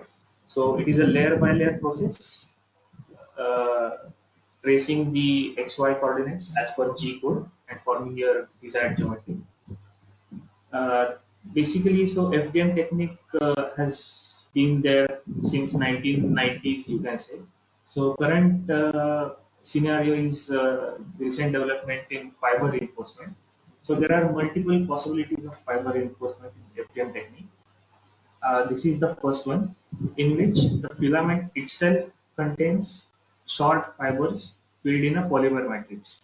So while making the filament by extrusion process, you can add short fibers, and then you can directly feed it to a nozzle and then build into the build platform. So my work currently focuses on this one, as I work on short fibers currently, but there are other processes also. This is a second process in which you have a separate fiber spool which can be of a less diameter, and you have a matrix spool which can be of 1.75 diameter. Then while printing it, you mix it in the nozzle, and so after printing it, you will get a desired object of your size and shape. But the only issue is that you will have to cut the fiber at the end of each layer. Then third is printing with two different spools. So there is one fiber layer, there is a fiber spool, there is one matrix spool, and you print them differently. So in this process, initially the matrix layers are printed on the build plate. Then you can print the fiber layers, and then again you have to print the matrix layers at top. So all the methods are possible, and machines are available for all the printing methods. So in FDM technique, there are basic 7 to 8 process parameters which you can vary, according to which the properties of material vary vastly. So these are as given in this slide. Firstly, object orientation. So if you can see in this image, if you rotate it about this axis, the strength of the component will change. If you rotate it about this object, rotate this object about this axis, the strength of the component will change. So object orientation also plays an important role. Then infill pattern and infill density are, you can say, key aspects of 3D printing. So if you want to follow a different path while building an object, so suppose if you want to follow a triangular path, or if you want to follow an hexagonal path, that is possible. And you can also make the part hollow in some cases. So this is an advantage to reduce the weight while also maintaining the strength. So raster width and air gap are also the part of FDM process parameters. Perimeter contours you can vary. So basically perimeter contours are the outer layers of this object. So while printing each layer, the machine will print outer layers and then fill the inside area. So basically there are two perimeter contours by default, but you can vary, you can also remove, and you can also add up to 8 or 10 based on the printer which you are printing with. Then raster angle or infill orientation angle and layer thickness. So these are the two parameters I have considered for my study. Then purpose of doing this study. So basically it has been observed that the mechanical properties of the 3D printed specimen are highly influenced by these parameters which we discussed in the last slide. And there are also some material properties which influence the properties, such as fiber volume fraction. So if you reduce the fiber volume fraction to a certain value, the properties might be different. If you increase it, the properties might be different. And also material grade. So if you are considering specific material like nylon, so nylon has different grades like PA6, PA12. So for both these grades, the properties are different. So my work focuses on the mechanical characterization of chopped carbon fiber fluid nylon. So I've considered two different makes. First is Mark Post make onyx material, and second is Maker Bot make nylon carbon fiber material. So for both the different makes material filaments, I've done the experimental testing for these parameters. I've considered layer thickness as 0.1, 0.125, and zero point 0.2 mm. So typically the range is between 0.05 to zero point 0.4 mm for FDM process. And infill orientation I have considered as 45 and 35 and 090. So if you consider in this image, if this is 0 degree orientation, this will be a 90-degree orientation, and 45 will be like this, minus 45 will be like this. So I have studied the influence of infill orientation on the mechanical strength of the parameters. And for tensile testing, I have considered three tests as per ASTM standard. A tension test as per ASTM D638, compression test as per ASTM D695, and ISOD impact test as per ASTM D256. So basically, whenever you develop a material, you have to have some background on the mechanical behavior of that material. So ASTM has defined few standards for polymers and composites. So for pure polymers and chopped carbon or chopped fiber reinforced polymers, we usually use these standards. For continuous fiber reinforced specimens, you have different standards. Like tension test is done as per ASTM D3039, then compression test as per ASTM D3410, etc. The ISOD impact test standard is the same. Then this is the experimental setup. So default orientation of the 3D printer is 45 135. So if you consider this as your print bed, it will print like this. This is 45 and this is 135. So this will be your 45 135 specimen. So in order to achieve 090 orientation, the specimen is rotated on the build plate. So 090 orientation is also achieved. Then these are the dimensions of HTMD 638 tensile test specimen. So this is considered as the gauge area in which the length is 50 mm. Uh, we usually neglect some length in this notch area. So gauge length is considered as 50 mm, width is 13 mm, and thickness is 3.2. Then these are the dimensions of compression test specimen. Uh, Length and width are 12.7 each, and height is 25.4. These are the dimensions of ISOD impact test specimen. So while making this notch, you have two options. So you can either incorporate the notch while 3D printing itself, or you can make the notch after 3D printing. So currently for this study, we have considered the notch during 3D printing in order to avoid the later machining. And for each of these tests, typically 5 specimens of each configuration. So approximately, if you can consider 6 configurations, so 30 specimens of each ASTM standard were fabricated, and average of the 5 values was considered for the study. So this is a tensile test being conducted on universal testing machine. So this is the grip area, which is mounted inside the grippers, and this is the gauge area. Then this is the representation of compression test being conducted. So one stands for Onyx configuration 1 and N1 stands for nylon carbon fiber configuration 1, and this is a steel bed, you can say, and this is used to compress the specimen. And this is a machine for ISOD impact test specimen. So this basically acts as a pendulum. So this end is locked above this, and it is suddenly impacted on the workpiece, which is mounted in this area.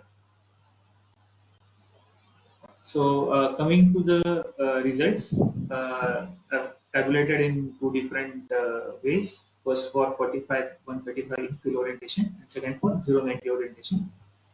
So these are the tensile strength values for onyx material as well as nylon carbon fiber material, and same for compression strength values and impact strength values.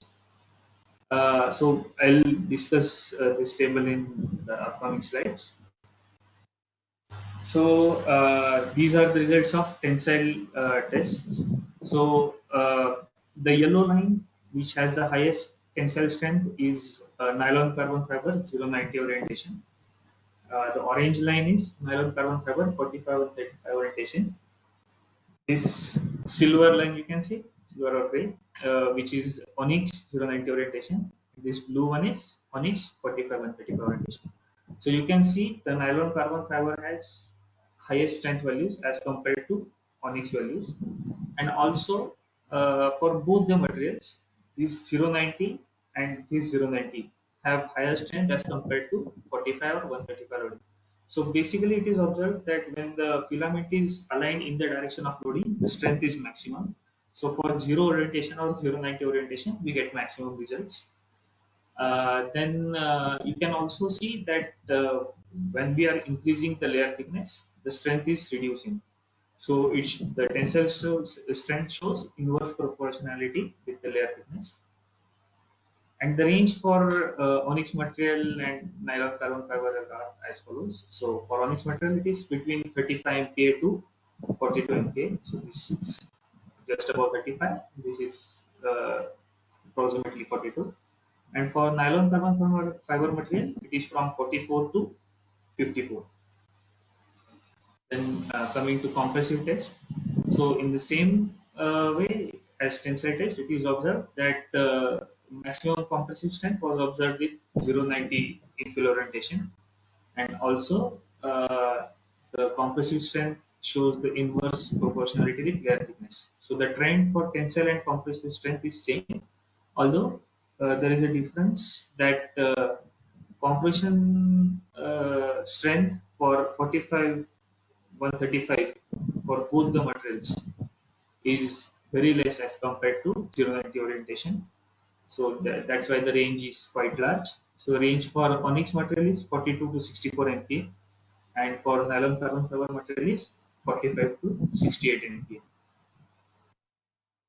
And coming to ISOD impact test, so again it is observed that ISOD impact strength is maximum with 090 kilo orientation. Although here there is a change that ISOD impact strength displays direct proportionality with layer thickness. So in this case, when we are increasing the layer thickness, the ISOD impact strength increases. So this is a different trend than the tensile and compressive strength testing. The ranges are given below. So the onyx material has a impact strength range between 197 joules per meter to 256 joules per meter, and nylon carbon fiber material has a range between 132, so this should be joules per meter, to 217 joules per meter. So coming to the conclusions part, so studies correlating to 3D printing process parameters with mechanical properties have been carried out. So coupon test specimens of chopped carbon fiber paid nylon material of two different make, onyx and nylon carbon fiber, were 3D printed with following variables: their thickness and infill orientation. Then tensile, compressive, and isod impact testings were performed.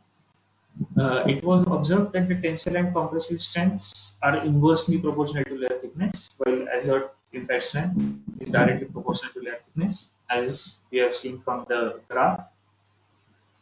Maximum strength was observed for specimens with 090 infill orientation and minimum for 45 and 35 for infill orientation.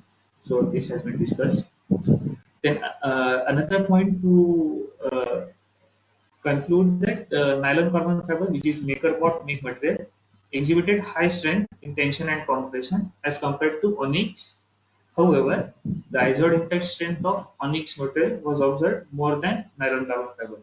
So this basically concludes that when you have uh, when we are considering tensile or compressive loading, the nylon carbon fiber material can be used based on your application. But when there are chances of impact loading, the onyx material is preferred.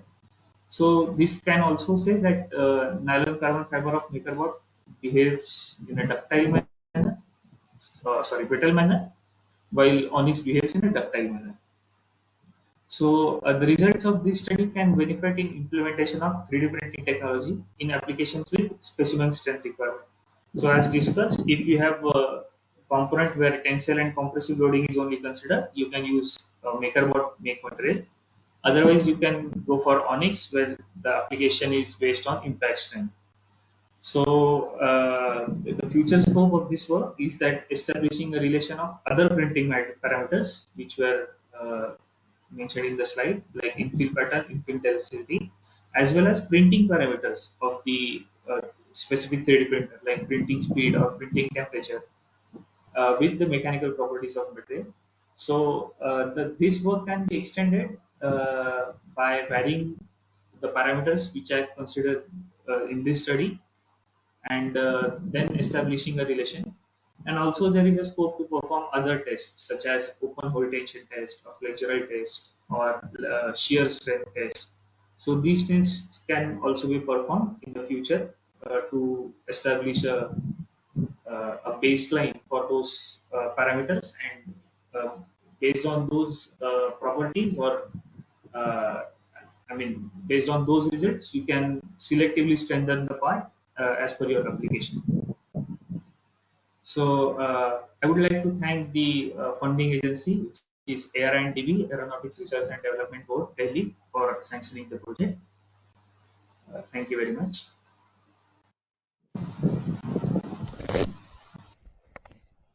Thank you, Dr. Niranjan, for your presence and presentation. Does anyone having any queries?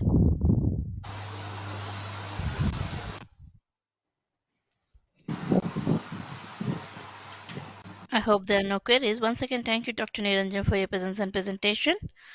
Now let's move on to the next presentation. Is from Dr. Indira Rathore from IFFCO, India. Hello, Dr. Indira, are you ready with your presentation?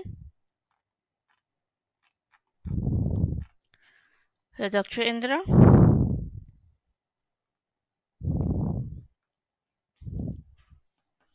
Can you please unmute yourself?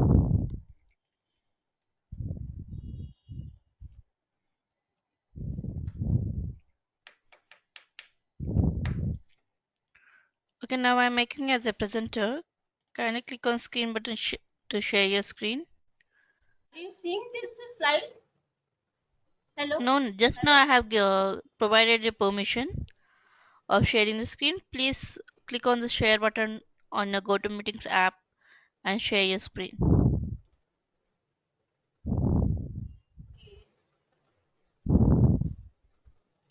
Yeah, your screen is shared.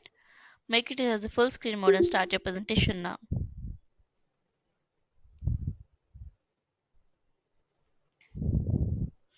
Yes, your screen was shared just now, and again it is remote.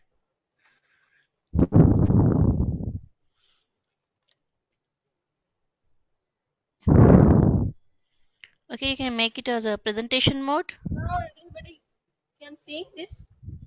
Yeah, your slides are visible. Please Okay, open, okay. okay, start in the presentation mode and start your presentation. Okay, first of all, I am very thankful to organizers of Coalesce Research Group, especially Carissa Turner, which constantly inspiring me to provide this platform. Now I shall speak on seed priming by biosynthesized nanoparticles and biostimulants, Sagarika seaweed extract. I think probably all of you know when any dimension, maybe length, breadth, or height of particle is 100 nanometer or below 100 nanometer is called as nanoparticles. And under nano size particles show some unusual properties which can exploit for benefit of the global farming and reduce the cost of environmental protection.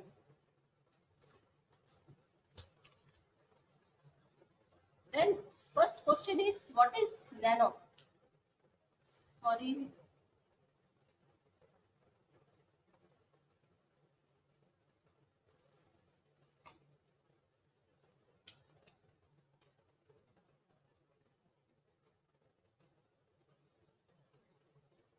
Hello, Dr. Indira.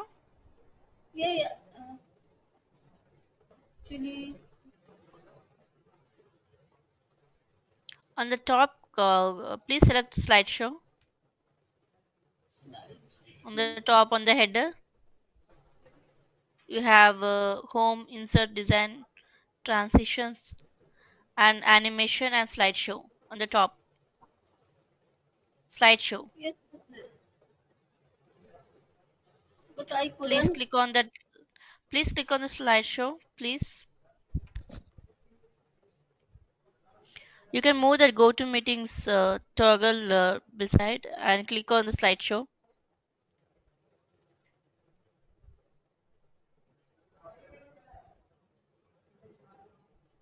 But it's but I can't.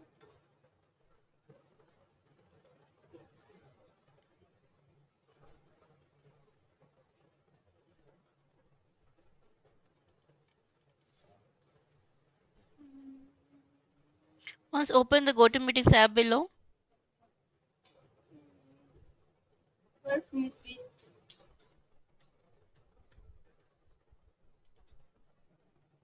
Yes. Next कैसे करेंगे?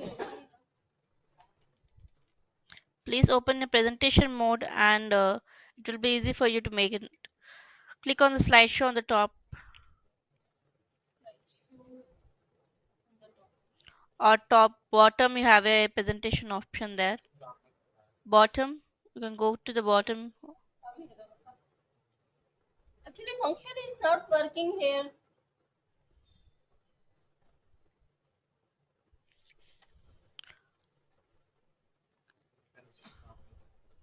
ऐसा कैसे हो सकता Can you please open GoToMeetings app? You can unshare and share again. है? रुको, अब तो कर रहा.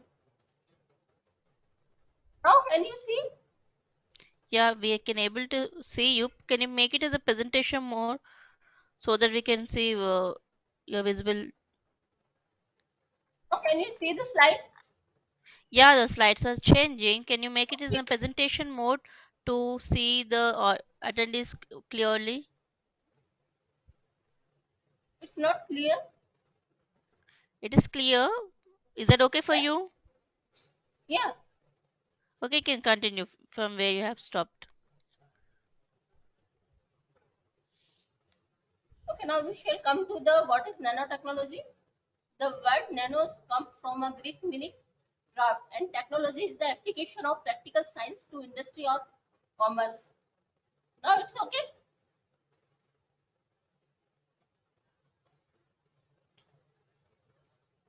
Uh, Now next is definition of nanotechnology.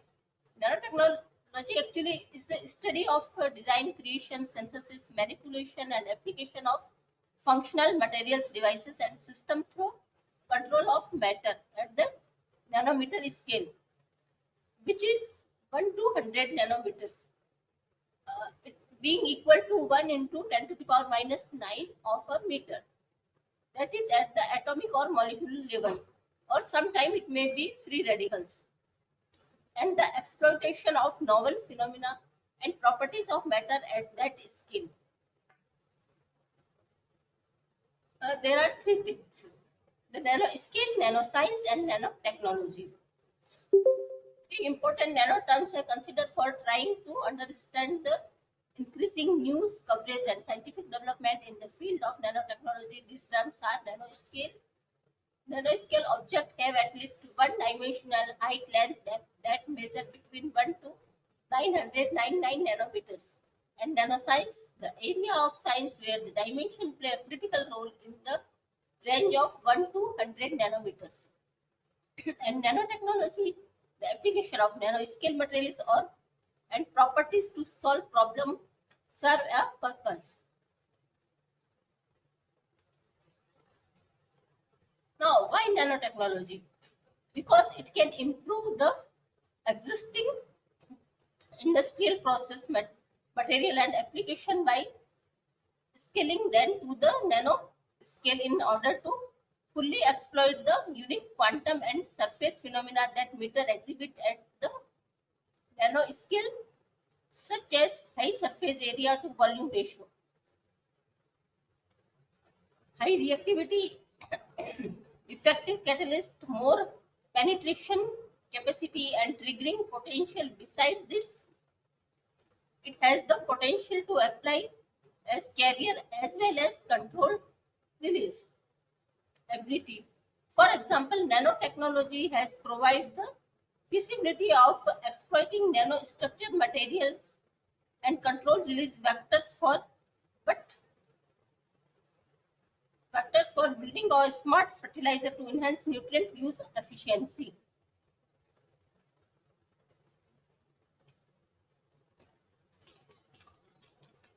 The safety protocol for nanoparticle handling and synthesis. We have to maintain clean laboratory room for preparation of nanoparticle. The dust particle concentration in the laboratory should not exceed 10,000 particles per square. If the particle concentration 100 or less, then the laboratory is excellent. And the 100, between 100 to 1000 particle concentration is very good, and 1000 to 10,000 particle concentration is good. Again, we should wear nitride gloves or mask during the preparation of nanoparticles in the laboratory, as through nitride nanoparticle cannot penetrate.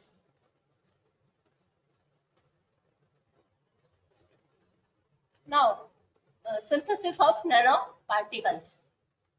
There are three types of nanoparticle synthesis. First is physically synthesis. Next, chemical synthesis, aerosol method. The important physical methods are grinding, thermal evaporation, sputtering, pulse laser deposition technique. First is grinding. Thermal evaporation. We have prepared phosphorus nanoparticle by grinding technique after using ball mill and pot mill. The ball mill produced 28 nanometer average size of phosphorus nanoparticle, while pot mill produced 70 nanometer of particles, phosphorus nanoparticles. Next is chemical synthesis. Synthesis of chemically synthesized nanoparticles are by Sol-Gel methods, polyvinyl, pyrrolidine technique, microencapsulation, sonochemistry, and microwave synthesis. The important aerosol technique used are furnace method, flame method, electrospray technique, chemical vapor deposition, and physical vapor deposition method. This is the biosynthesis of nanoparticle patented by in our laboratory, patent number this. Biosynthesis of nanoparticle is kind of bottom-up approach, where the main reaction occurring is reduction oxidation. The microbial enzymes or the plant phytochemicals with antioxidant or reducing properties are usually responsible for reduction and of metal compounds into their respective nanoparticles. For preparation of nanoparticles, microorganisms were forced to grow in the respective salt solution to see their compatibility. Selected organisms were kept for fungal ball preparation, which was then allowed to release for enzyme to breakdown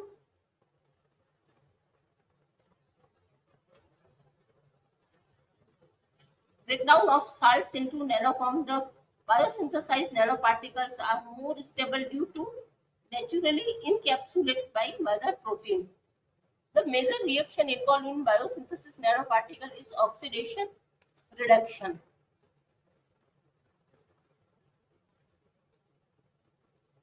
Characterization of nanoparticles by various techniques are available. First is particle size analyzer, which is based on dynamic light scattering technique. Particle size analyzer measures the particle size distribution in terms of the polydispersity index and zeta potential. Particle size analyzer is provide the distribution of the particle. It also gives the polydispersity index value, which indicate whether particles are monodispersed or not. If the particle value is less than 1, then the particle is considered as monodispersed. The zeta potential of the solution determines the degree of aggregation of nanoparticles. The higher zeta potential or less aggregation is also indicate the degree of stability of the particle. Next is 10. Transmission electron microscope and scanning electron microscope and atomic force microscopes. They all can be used to visualize the location, size, shape and morphology of the nanoparticles. TEM is a microscopic technique transmitting a beam of electrons through an ultra-thin specimen facilitating measurement of all three dimensions of the nanoparticles along with their composition.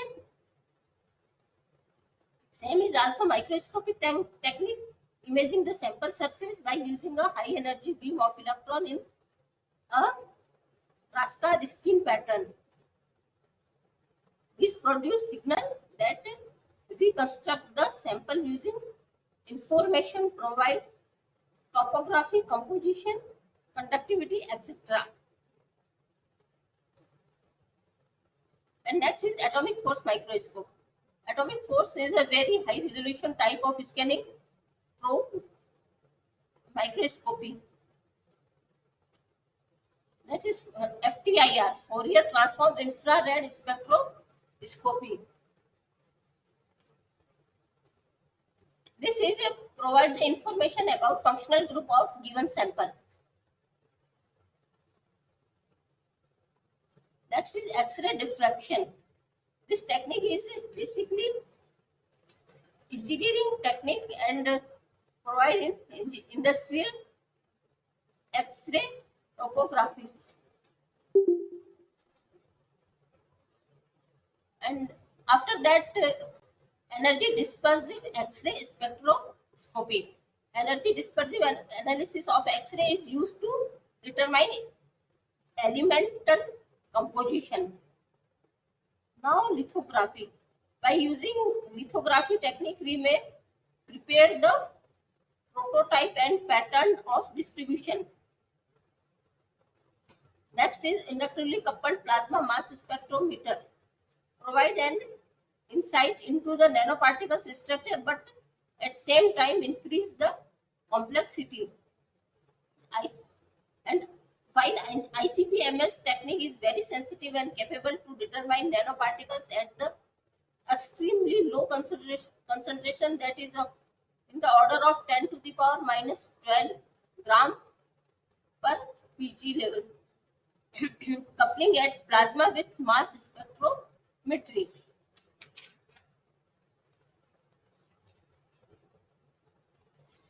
Next is the result. This is the result of silver nanoparticle, which is biologically synthesized. This is the graph captured by particle size analyzer.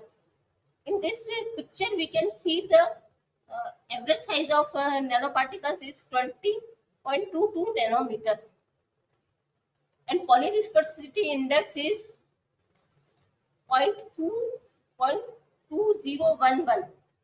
It should be less than 1, which indicate the particles monodisperse or polydisperse.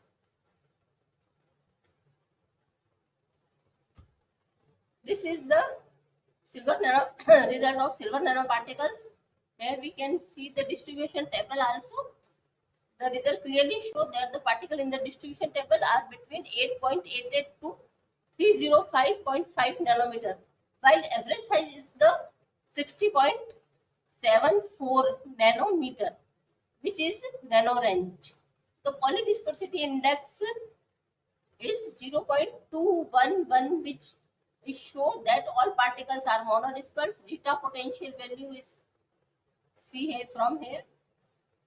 It is minus 46.05 millivolt, which show enough stability of silver nanoparticle.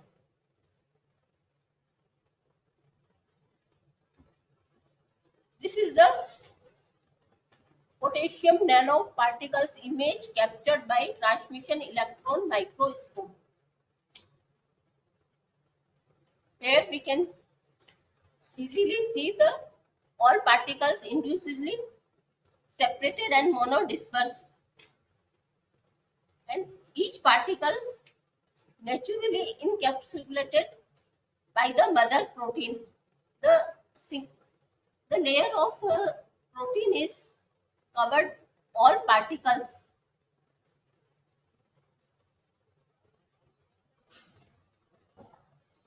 The above picture demonstrates the size become larger than actual size nanoparticles due to encapsulation by mother protein. Our next image is the silver nanoparticles. It is also prepared by us in our laboratory. Here we can also the particles are very small size and monodispersed, and it is also encapsulated by their mother protein. The encapsulation of mother protein is the particle keep in the separate. It is not accumulation.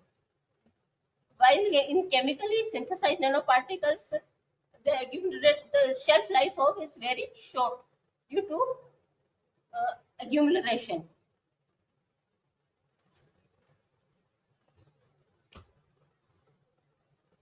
Comparative study of silver nanoparticle priming and water priming seed rate of germination was observed. We can see in this picture the water primed seeds and the silver nanonutrients primed seeds. The rate of germination is very high and growth rate is also. In vitro grown platelets were accumulated in the in vivo conditions.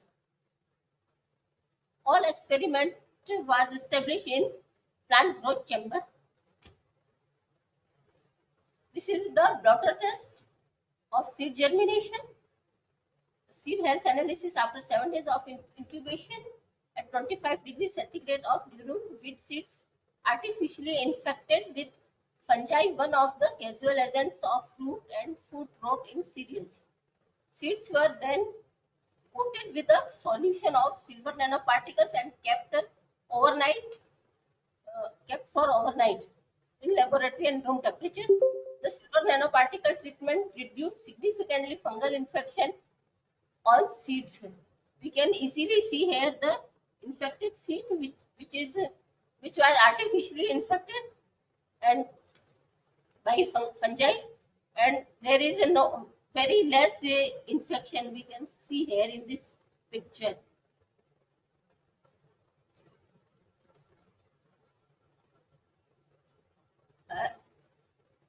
See in this picture, control with water treated and nano silver treated seeds in plant growth chamber. These are the silver treated germinated seed, is seeing more healthy than water treated germinated seeds. This picture was captured in the plant growth chamber. The seed priming uses various priming techniques were initiated on vegetables and cereal crops. Among these, nano silver treatment was conducted on wheat, maize, gram, and mustard.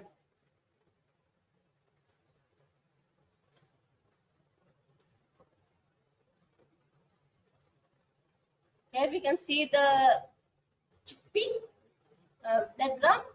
Seed priming done with nano potassium, sagarika, and control. It means water treated seeds. So we can see here the nano potassium treated seed is more healthy, while sagarika is less, and we can see the condition of control.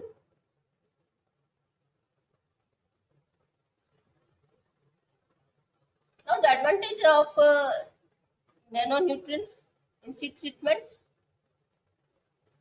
increase seed strength, promote faster and steadier growth and germination. Nano silver coating on seed can improve water absorption, fungicide resistance, nutrients, flood resistance, pest resistance, temperature resistance. Nanoparticle increase 90% drought resistance also. And nano treated plants show 73% increase in vegetable dry weight and 3 times increase in vitamins. This is the graphical result of soil study during 5 years continuous study on the soils health. Soil carbon secretion potential has been improved by 73% over no input or chemical fertilization soil after continuous foliar application of nano fertilizer for 5 years. We can see the soil health percent nano fertilizer. Here vermicompost or compost, FIM, farmyard manure, and chemical fertilizer, there is no input.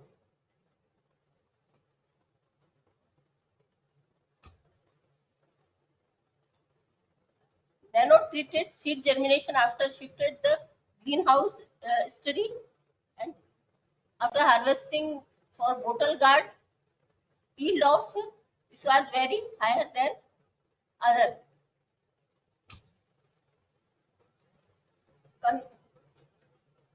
Conventional fertilizer versus nano fertilizer.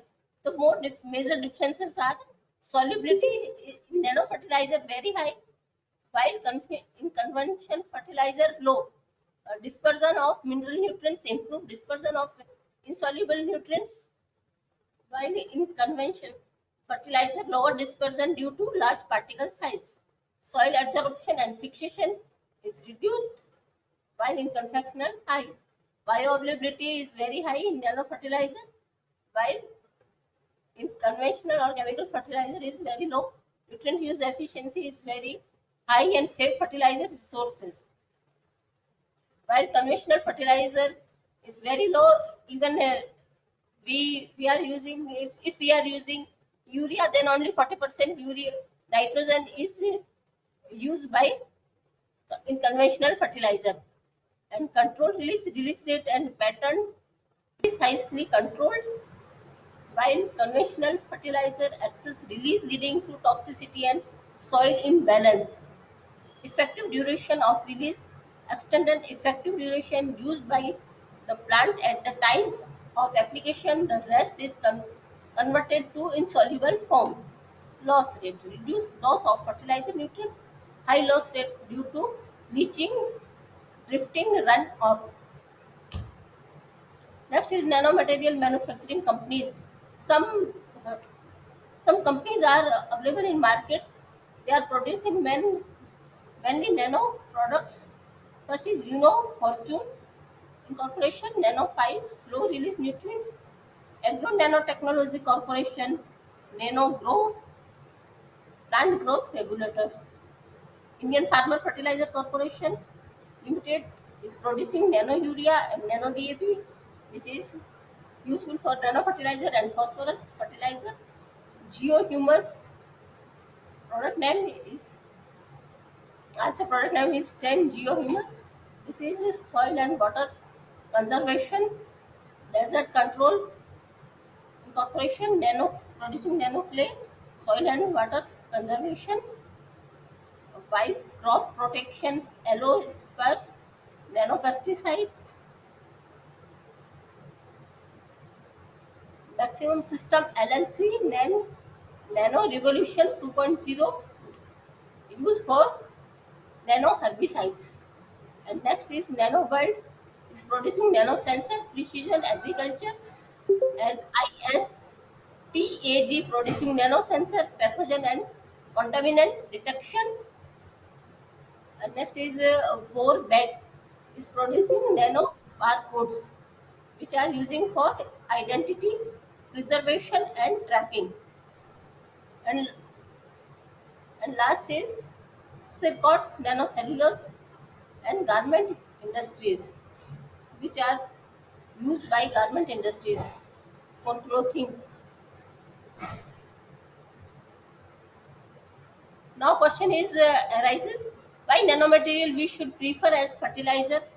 Because 30 to 100 times less required than chemical fertilizer, 4 to 20 times more efficient than chemical fertilizer, 2 to 4 times less costly, control release of nutrient to match the uptake pattern, no loss of nutrient due to accumulation, improve in the solubility of insoluble nutrient in soil, effective duration of nutrient supply. Conclusion, there is conclusion of this all. Nanomaterial has the potential to reduce chemical fertilizer application and can compromise with biofertilizer. It can increase the nutrient use efficiency and crop yield over chemical fertilizer. It can protect the plants from biotic and abiotic stresses and a potential candidate for global farming.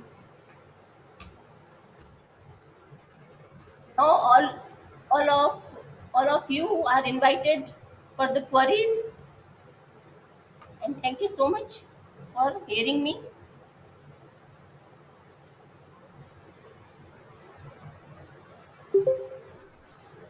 Thank you, Dr. Indira, for your presence and presentation. Does anyone having any queries?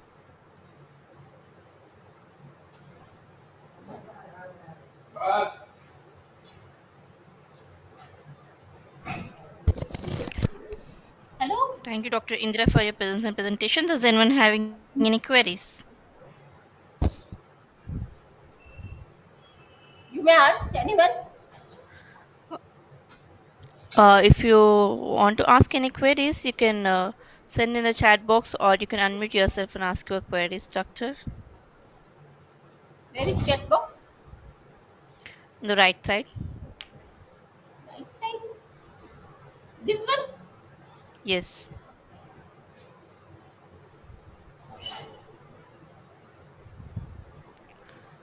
Okay, I hope there are no queries. Once again, thank you, Dr. Indira Rathore, for your presence and presentation. Now let's move on to the next presentation. Is from Dr. Oshra Gassara from University of Munster, Tunisia. Hello, Dr. Oshra. Are you ready with your presentation? Hello, I'm ready. Thank you. Okay, now I'm making you as a presenter. Can you click on the screen button to share your screen, please?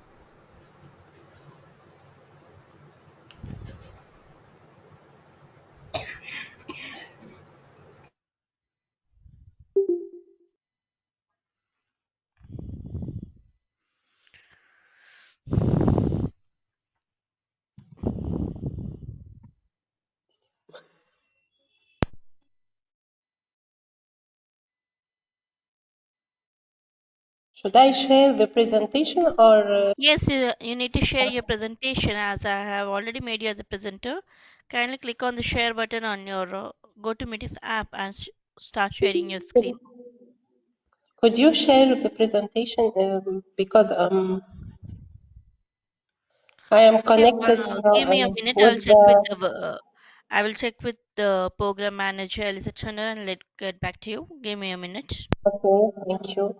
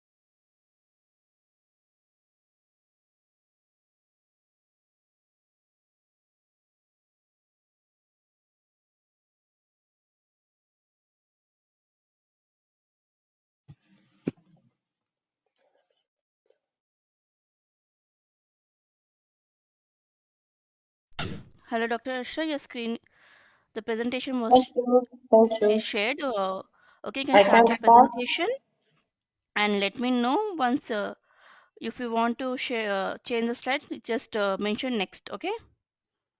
Okay. Okay, you can start your presentation. Oh, um,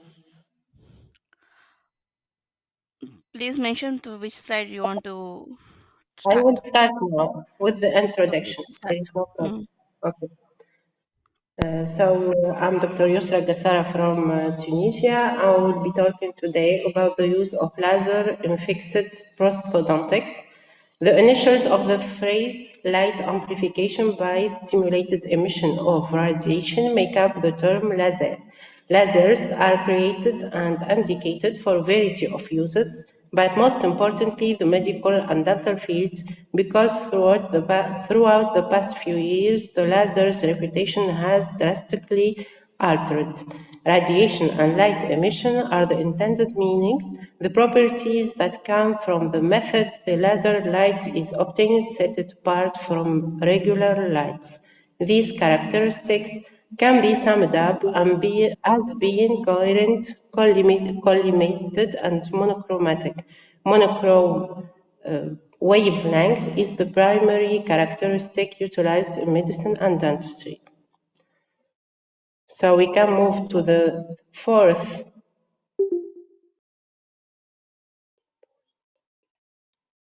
slide. Types of laser used in dentistry. The fourth slide, please.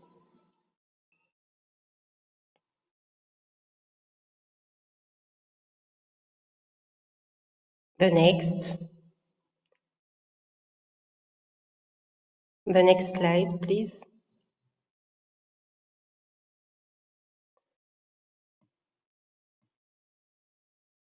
Okay, thank you.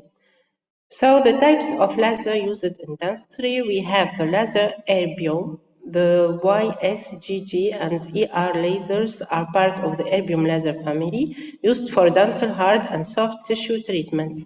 Treatments due to their ability to absorb water, and they have a high affinity for hydroxyapatite, making them ideal for dental treatments. We can also use the CO2 lasers with a wavelength of 10,600 nanometer are used for treating mucosal lesions and vaporizing dense fibrous tissues due to their quick cutting, coagulation, and penetration capabilities.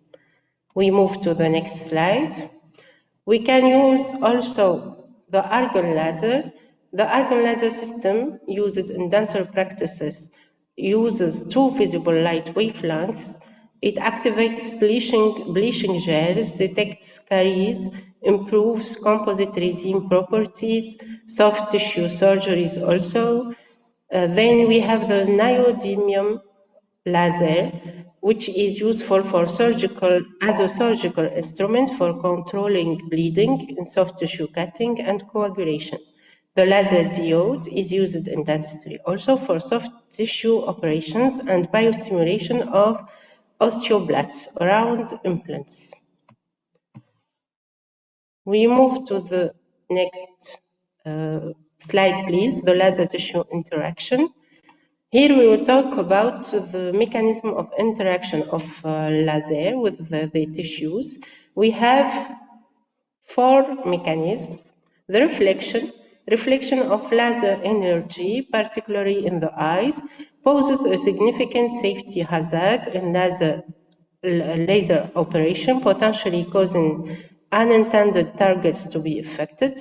Most desired interaction is the chosen tissue's absorption of the laser energy. Absorption, the next mechanism is absorption. The amount of energy absorbed by the tissue depends on following factors. The tissue characteristics, pigmentation in blood involves short wavelengths absorbing melanin, while red wavelengths are reflected by hemoglobin, giving arterial blood its hue, with less oxygen venous blood absorbing more red light. The water content. Different wavelengths are absorbed by water to differing degrees. The laser wavelength, pigmented tissue and blood absorb short wavelengths with hemoglobin, attenuating argon.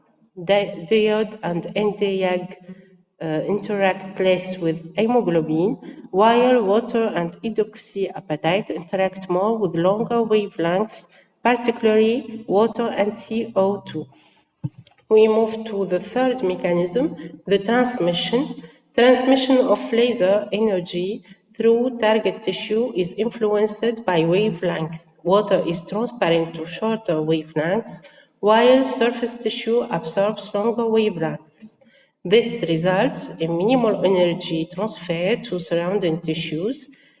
800 nanometer diodes penetrate tissue up to 100 nanometer, while erbium family operates mostly on surface.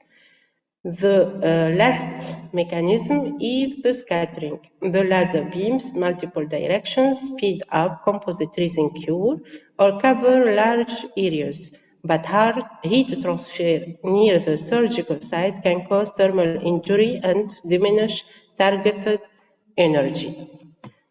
We move to the next slide, advantages and disadvantages. So the advantages of laser are it offers a non-anesthetic, analgesic, and pain-free procedure. reduced edema and scarring post-surgery, rapid regeneration, reduced post-sensitivity in restorations, reduces metastasis risk and prevents infection, and reduces the caries activity. However, it presents also many disadvantages. Laser treatments can cause harm to patients or operators. It can cause also retinal burns and are not recommended for removing damaged crown or silver fillings or on teeth with existing fillings, and it's too expensive. We move to the use of lasers in pre-prosthetic treatments. Thank you. So we can use lasers for osseous crown lengthening. Crown lengthening for aesthetic purposes requires osseous recontouring to determine the ideal biological width. Osteectomy and osteoplasty reduce alveolar bone, but risk of frictional heat exists when using traditional methods. Laser technology offers the advantages like reduced inflammation, minimal thermal damage, complete healing in almost 56 days, painless procedure, less post-operative discomfort, and also a better viability for the operator due to bleeding control. The next thank you. So it's soft tissue management around abutments, fixed prosthodontics. So argon laser light, with its strong affinity for hemoglobin, can effectively coagulate and vaporize oral tissue, promoting good hemostasis. During a crown and bridge procedure, these characteristics are helpful for gingival tissue retraction and hemostasis to prepare and for impression. Argon laser with 300 micrometer fiber and 1 watt power level is used to insert the fiber into the circus and make contact with the tissue. In a sweeping motion, the fiber is forced around the teeth. It's imperative that the fiber tip come into contact with the bleeding vessels. Providing water spray also is very important. An argon laser can also be used for gingivoplasty. Let's move to the next slide and talk about the undercut alveolar ridge treatment. Thank you. So undercut alveolar ridges can be caused by fractured plates and inadequate extraction compression. Placing a prosthesis on an undercut can cause soft tissue trauma, ulceration, and pain for the patient. So during traditional surgery, soft tissue wedges from the alveolar crest are removed until the wound edges can be closed with ease. Any kind of soft tissue laser can be used for this process. So the next slide. And we will talk about frenectomy and vestibuloplasty. Could you move please to the next slide? Thank you. So frenectomy, high-intensity lasers offer numerous benefits in oral surgical procedures, including decreased bleeding, reduced need for sutures, and reduced analgesic consumption. They create fibrin clots, sheet the surgical site, and enable quick, simple tissue incisions. The same advantages can be used for vestibuloplasty. So diode laser vestibuloplasty is a non-invasive, faster and less scarring alternative to traditional scalpel procedures using diode lasers to seal tiny lymphatic vessels.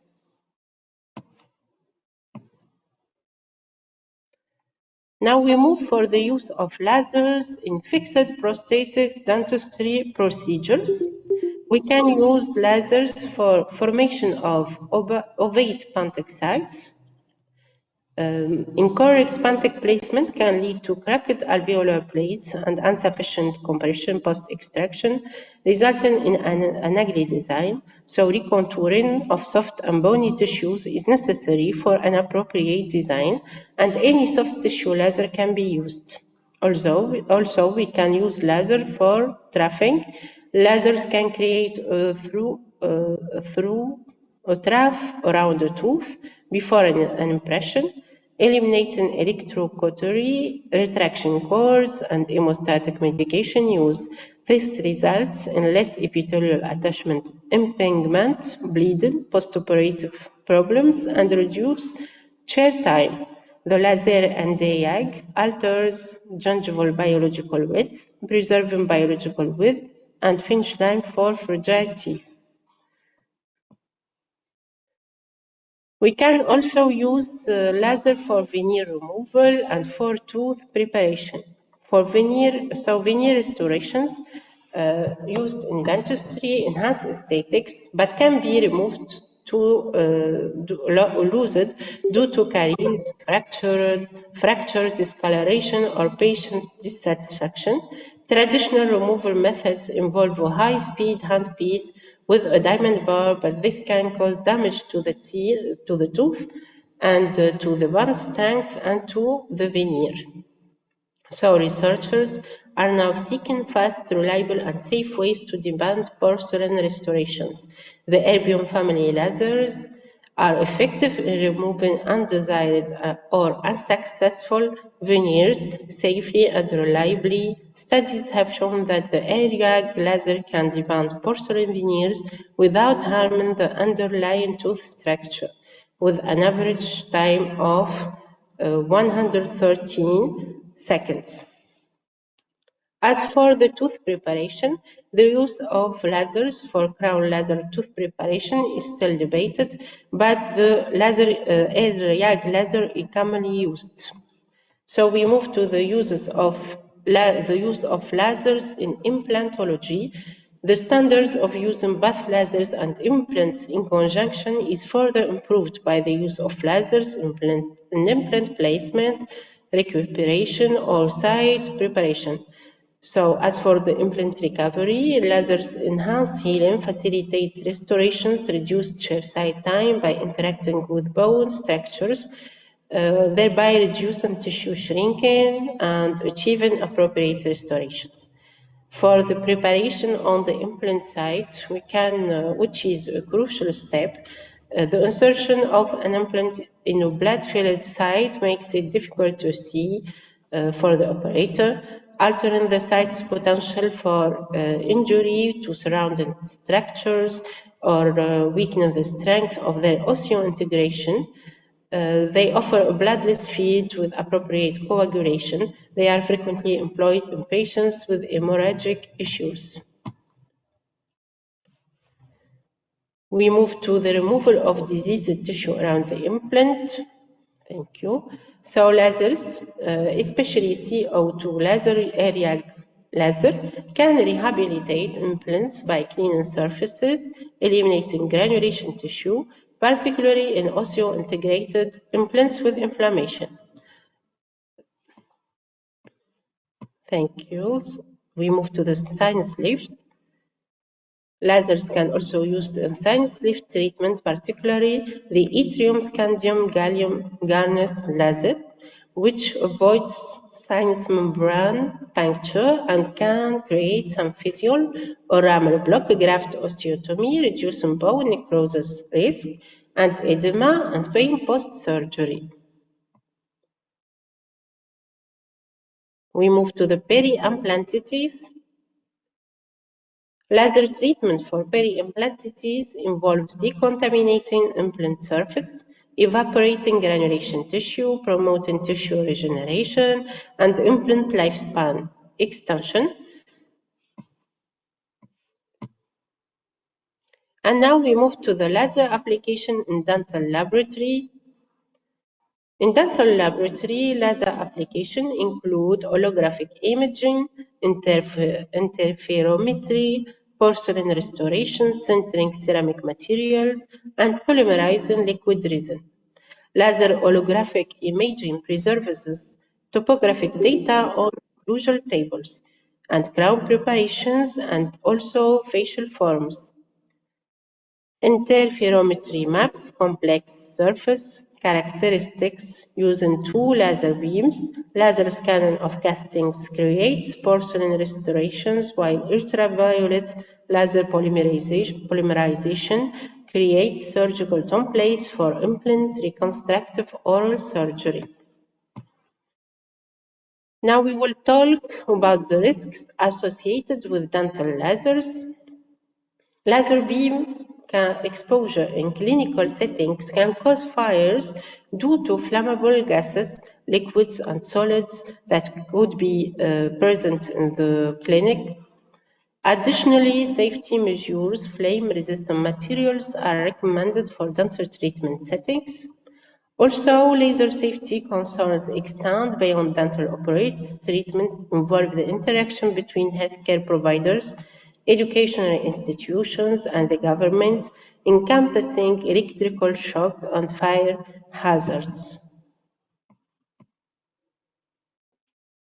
So, for the precaution and management of laser, we need the personal safety equipment to be ready, eye protection, which is crucial in laser energy applications, with safety goggles or screening devices being used.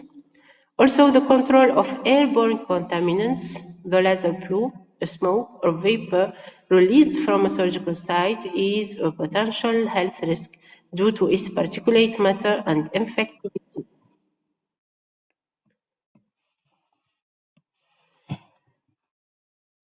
Also, the alignment of beams before starting a surgical procedure, we must ensure beam alignment. So beam alignment is checked using a wet tongue depressor and the laser to prevent combustion. The reflected energy also must be controlled because it can be harmful. The protection against fire, as we precised above, anesthesia, and to prevent prevention of tissue damage, we must observe laser power density, usage duration for tissue incisions. Please move to the next. Please click on enter. Thank you. So, anesthesia or most pack is essential for nasotracheal surgery with a laser. And to prevent tissue damage, we should observe laser power density and usage duration for tissue incisions. So, to conclude, in dentistry, the laser has emerged as a glimmer of promise. They are an amazing modality of treatment for many clinical diseases that dentists treat on a regular basis when utilized effectively and responsibly. Many patients with allergies, blood disorders, benefit from laser therapy, which also helps the practitioner lower risks in addition to being a state-of-the-art device. Lasers are incredibly practical, patient-friendly tools for dentists. Nevertheless, lack of understanding about lasers can cause all the risks to escalate in severity. Clinicians must select the appropriate laser wavelength to produce the intended outcome. We also must keep in mind that laser is not a magic wand, it has its own restrictions. Thank you for your attention.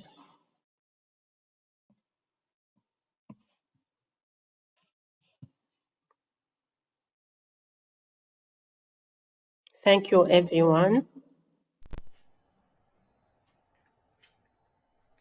And sorry for the Thank you, Dr. Hushra, for inconvenience. your presence and presentation. Does anyone having any queries? Thank you.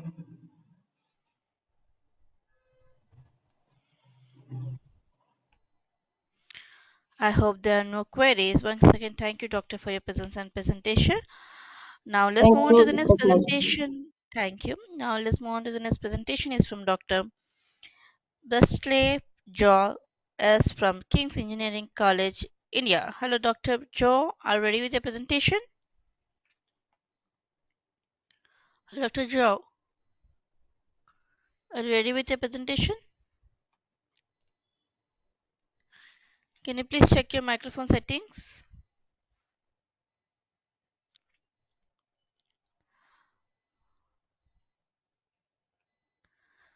Hello, Dr. Joe. Best layer Joe.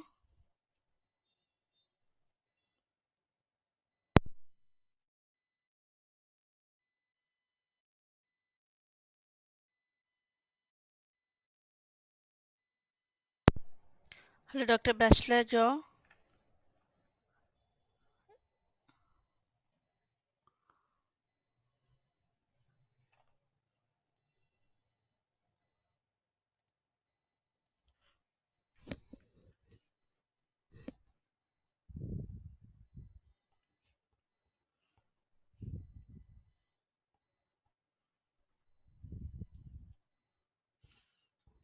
Hello, Dr. Joe.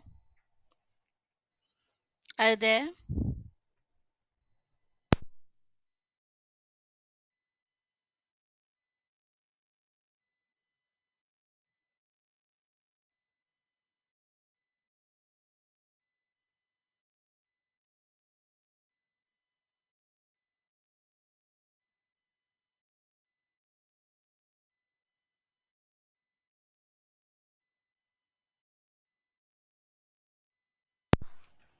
Hello, Hello, Joe. Can you please check your microphone settings? In the settings option, please choose the microphone you are using.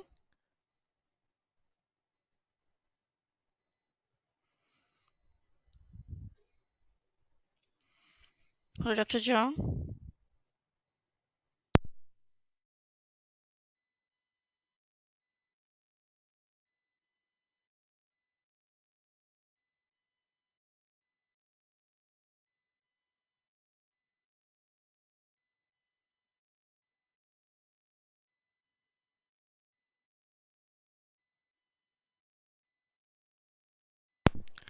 Hello, Dr. Joe.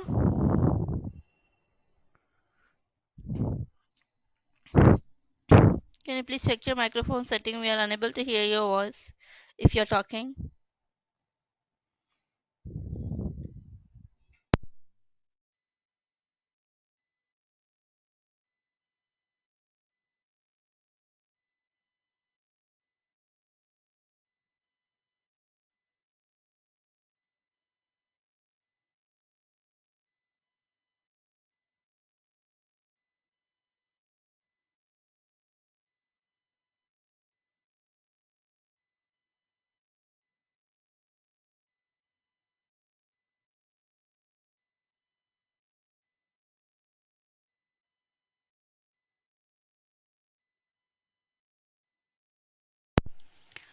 Okay, please check your microphone settings, Mr. Joe.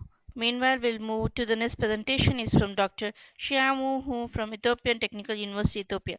Hello, Dr. Shiamu. Are you ready with the presentation? Yes, yes. Okay, now I'm making you as a presenter. Can you click on the screen button to share your screen, please?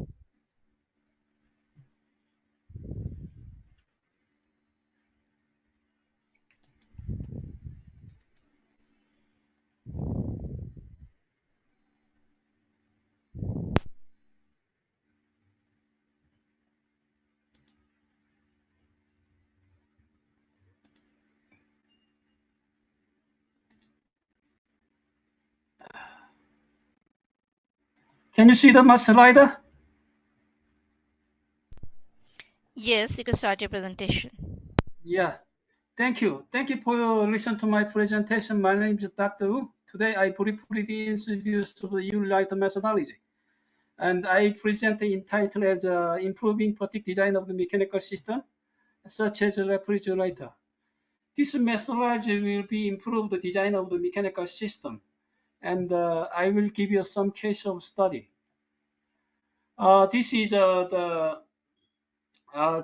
two mechanical system. One is a heat engine, another is a refrigerator. Heat engine transport the heat from the hot source, transport the cold source, in the process generating some works. On the other hand, refrigerator, the transport to the cold source and transport the hot source, in the process receive some works.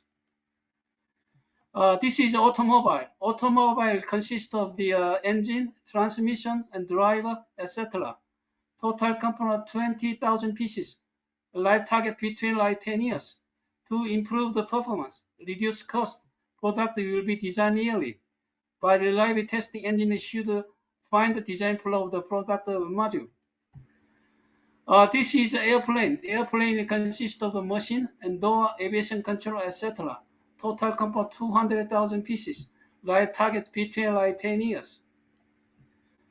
This is a refrigerator. Refrigerator consists of a cabinet, door, internal fixed, and etc. Total component 2,000 pieces. Life target between 10 years. This is the definition of the reliability. Reliability can be defined as ability item to perform the required function under the state, environment, operating condition for the sufficient period of time. Most of mechanical system can be described as a best of. If I follow the best of, mechanical system will be rejected from the marketplace because of the initial failure rate, higher failure rate, short lifetime. Because of that, company set up the related close plan. As the design is improved, a best of change to the straight line. Product reliability can be achieved without design failure. This is a sinking picture of the HIS Titanic 1912. It came from the cold seawater, steel, and the poor temperature. Starboard side, the Titanic struck the iceberg. As a result, RS Titanic had 2,000 people on board. It takes 2 hours 40 minutes to sinking drowned to death, more than 1,500 people. This is disaster of the challenge. It came from the lucky boost sealed with 2 lava, brittle O-ring with winter weather. As a result, this debacle occurred in 1986. All crew members lost their lives. Sadly, and many Americans are suffering and low esteem because of this failure. This is a Calypso Point present bridge in 1967. It came out of the metal vortex and the critical fall due to the random traffic load. As a result, December 15, 1967, the Silver Bridge collapsed under the weight of the rush hour traffic, resulting in deaths of the 46 people. This is a crash of the behind the Comet, Post, and the new commercial jet line. It came from the structure failure resulting from the metal fatigue in the airplane. The problem starting in the emerging, suffering catastrophe in flight after a year entering airline service with the 3 crewmen lost. This is a failure mechanism and the design. This is a structure subject to the repeatable load. And there are some design flaw on the structure. Structure is a collapse each lifetime. The issue, how to find the design flaw of the layer probability. The solution is reliable testing under X-live testing. This is the test material in field, metal, polymer, and the ceramic, and the composite. This is a graphic study of the abstract. First, I will explain the quantum model, and I will also explain the transport phenomena. And in the process, I will develop a time to failure model. To develop the accelerator factor, I will modeling and the system and derive the governing equation, time to failure model, and then accelerator factor.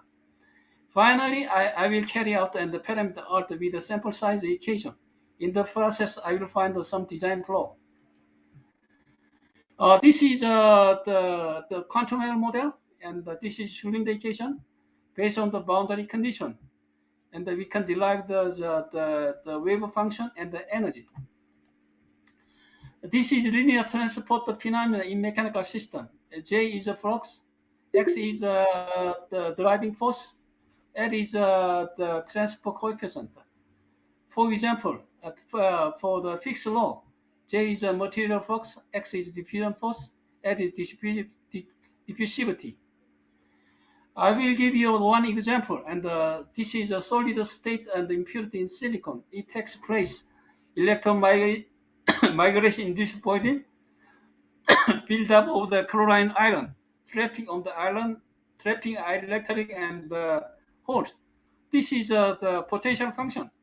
If I apply the electric field and the electron is to migrate to right hand side, finally the junction function is expressed as function of the sine hyphen function and the exponential. And this is the junction function of the in silicon. If I take inverse, we can derive the general stress model. The issue how to express of the sine hyphen function. Sine hyphen function started at the linear and power stress and the exponential. For the medium effect, time to failure is simply as n power stress and exponential temperature. Finally, and we can derive the XL effect is the ratio of the stress exponential temperature difference. This is a flow of the multiphoton system. Flow can be defined as a product of the effort and the flow. For triangulated system, and effort is the force, flow is the velocity. Time to failure model is dependent on the stress. Stress is come from the effort. Finally, we can define the XL factor is the ratio of the effort and the temperature difference. I will explain how to derive the sample size equation. If a product follows the variable distribution, the Lie function is defined as a function of the shape parameter and the characteristic life. If I take a logarithm, we can define the Bx life. Bx life is a function of the logarithm and the characteristic life. Characteristic life is defined as a chi-square function and the testing data. Finally, and the Bx life is a function of the chi-square logarithm function and the testing data. And to derive the sample size equation from the approximate Bx life, there are two approximations. One is a chi-square approximation, another is a logarithmic approximation. Confidence level is 60, and the R is less than 4. Chi-square function approaching and R plus 1. Cumulative failure rate less than 20%. Logarithm function is approaching X. If I rearrange it, we can derive the sample size equation. This is one of the case of study and called compressor. This is a refrigerator. This is a compressor with newly designed crankshaft. There are a lot of the design part of the compressor. We don't know which part is. Compressor light target depend on the problematic part. To find them, it requires a lot of methodology. This is a parameter design of schematic. Compressor is designed to the increasing pressure from low and higher. We don't know customer and load environment condition. Engineer should be design each part optimally. Reliable methodology consists of 3 parts. Failure analysis the return product, parameter alt design modification, finally checking product achieve light target. This is a compressor in vapor compression cycle. This is a vapor compression cycle. It consists of the compressor, condenser, and the complete tube and evaporator. This is a pH diagram. This is a schematic diagram of the compressor. Compressor operating by and slide the crank mechanism. This is a damaged product in field. We found a lot of wear on the surface of the crankshaft due to the lubrication problem in field. It came from the improper design of structure. To modify it, we can reproduce parameter alt collector. This is a load analysis for the XLI testing. This is a vapor compression cycle. This is a TS diagram. From the conservation of the mass in complete tube, energy balance in the condenser and the evaporator, we can determine a mass per liter and the temperature of the evaporator and the condenser. Finally, and the time to failure model is dependent on the pressure difference and the exponential temperature. I will explain how to calculate the accelerated factor. Accelerated factor is dependent on the ratio of the pressure difference and the temperature. And the worst of case, and the pressure difference is 1.1.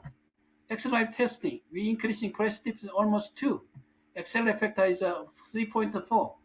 For temperature, worst of case dome temperature is 19, and for accelerated testing, the dome temperature is almost 120. Total accelerated factor is 4.6. We applied some duty cycle, we can search out design failure. I will calculate in the mission cycle. Life target of the domestic compressor is beyond 10 years. Accelerated factor 4.6. Total sample size of domestic compressor is 400. Compressor life target for 10 years, almost 87,000 cycle. There is no problem, 19,000 cycle, we can guarantee.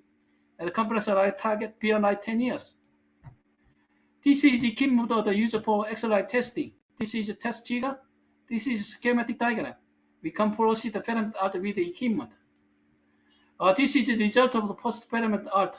Compressor locked due to the lubrication, 7 and 10,000 cycle. This is a field photo. This is the result of the post-filament art. We found a lot of wear on the surface of the crankshaft. By filament art, we can reproduce contact failure in field. And we checked the design of the compressor. We found three design the problem. One is a low lubrication area. Another is a low starting RPM. And then the crankshaft material problem. As an action plan, we design of the crankshaft, changing in some dimension, adding in the new glue, changing material from the FCD 450 to the FCD 500. By parameter, we can collect the compressor failure. This is a result of the second parameter art. Crankshaft the shaft was found 19,000 cycle. It came from the interference between the crankshaft and the slash wall due to narrow clearance side clearance. This is old design. This is new design. With the changing in the clearance from the 0.1 to the 0.5. By parameter art, we can modify design port of the compressor. This is a summary of the filament art result. There is no problem in compressor 19,000 cycle. In first parameter, we found in the lubrication problem of the crankshaft. In second art, we found some wear on the surface of the crankshaft. In third art, there is no problem. 19 and 20,000 cycle. Compressor achieved light target beyond 10 years. This is another case of the study hinge kit system. This is a refrigerator. This is a hinge kit system. Hinge kit system consists of several parts: cover, damp, and the spring, and the housing. There are a lot of design flow of the hinge kit system. We don't know which parts. Hinge kit life target depend on the design flow of the part. To find them, it requires a live methodology. This is the parameter design of schematic. Hinge kit system is designed to close the door smoothly. We don't know and the customer, load, and environment condition. Engineer should be designed each part optimally. Lifetime methodology consists of three parts: failure analysis, return product, parent art design modification, finally checking the life target achieved. This is damaged product in field. We found a lot of the crack on the surface of the hinge kit housing. It came from the fragile structure of the hinge kit system. By reproducing parameters, we can collect them. This is a load analysis for the XLI testing. Hinge kit system is dependent on the door weight. We added additional weight on the end of the door weight. By controlling and impact, we can carry out the XLI testing. This is how to calculate the XLI factor. XLI factor depends on the ratio of the impact. Worst of case impact is 1.1. For XLI testing, the impact is 2.8. XLI factor is 6.3. We apply some duty cycle. We can search out design failure. This is how to calculate the mission cycle. Life target the hinge kit system is beyond 10 years. XLI factor is 6.3. Total sample size of the hinge kit system is 6. Hinge kit life target for 10 years, almost 36,000 cycle. There is no problem 41,000 mission cycle. We can guarantee life target hinge kit system beyond 10 years. This is equipment used for the XLI testing. This is hinge kit system, and this is refrigerator, and test jig, and the controller. We can proceed the parameter art with the equipment. This is the result of the post parameter art. Hinge kit housing, hinge kit system crack, and 750,000 cycle.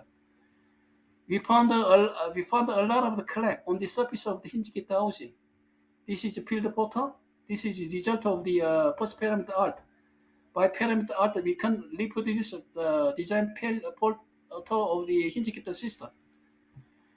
As an action plan, we reinforce the fragile structure of hinge kit housing system. We added some rounding outside. We added some rounding inside. We also keep it to the reinforced rib on the housing and the deck system.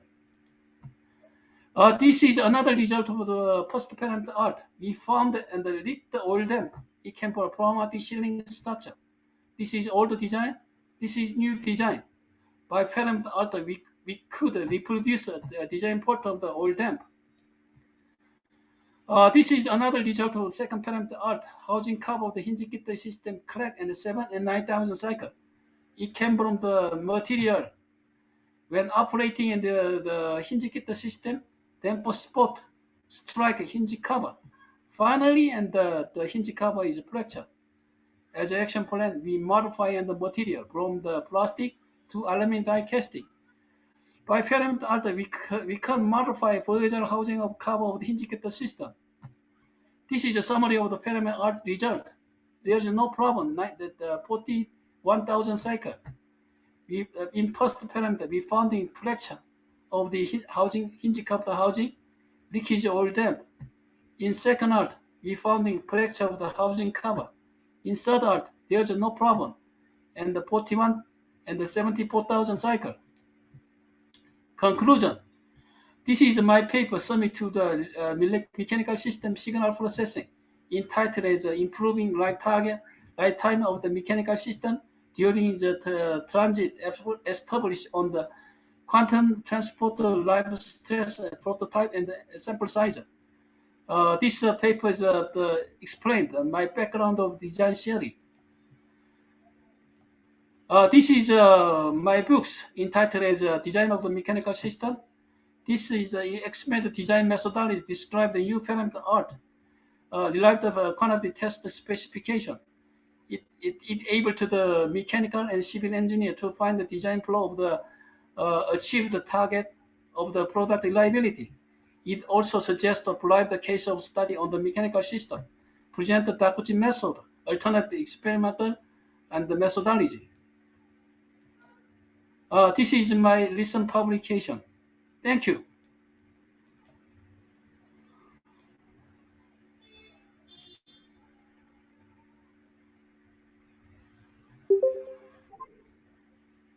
Hello?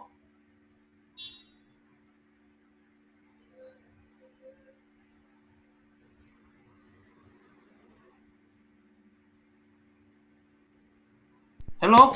Thank you, Doctor, for your presence and presentation. Does anyone having any queries?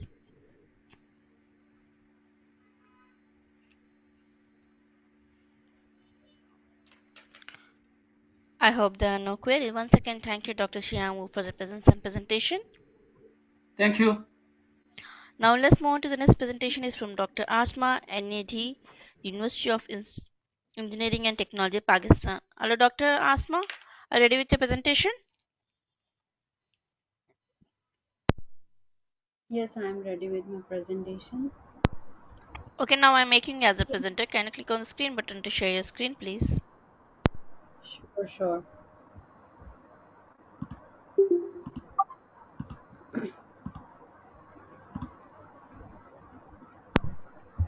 Yes, your screen is shared. Please open your PowerPoint presentation and start your presentation now. Hello, everyone. I am Asma from NAD University, and here is my topic: fabrication and characterization of hydroxyapatite and chitosan from bioresources. So I will present here introduction, literature review, methodology, and results and discussion.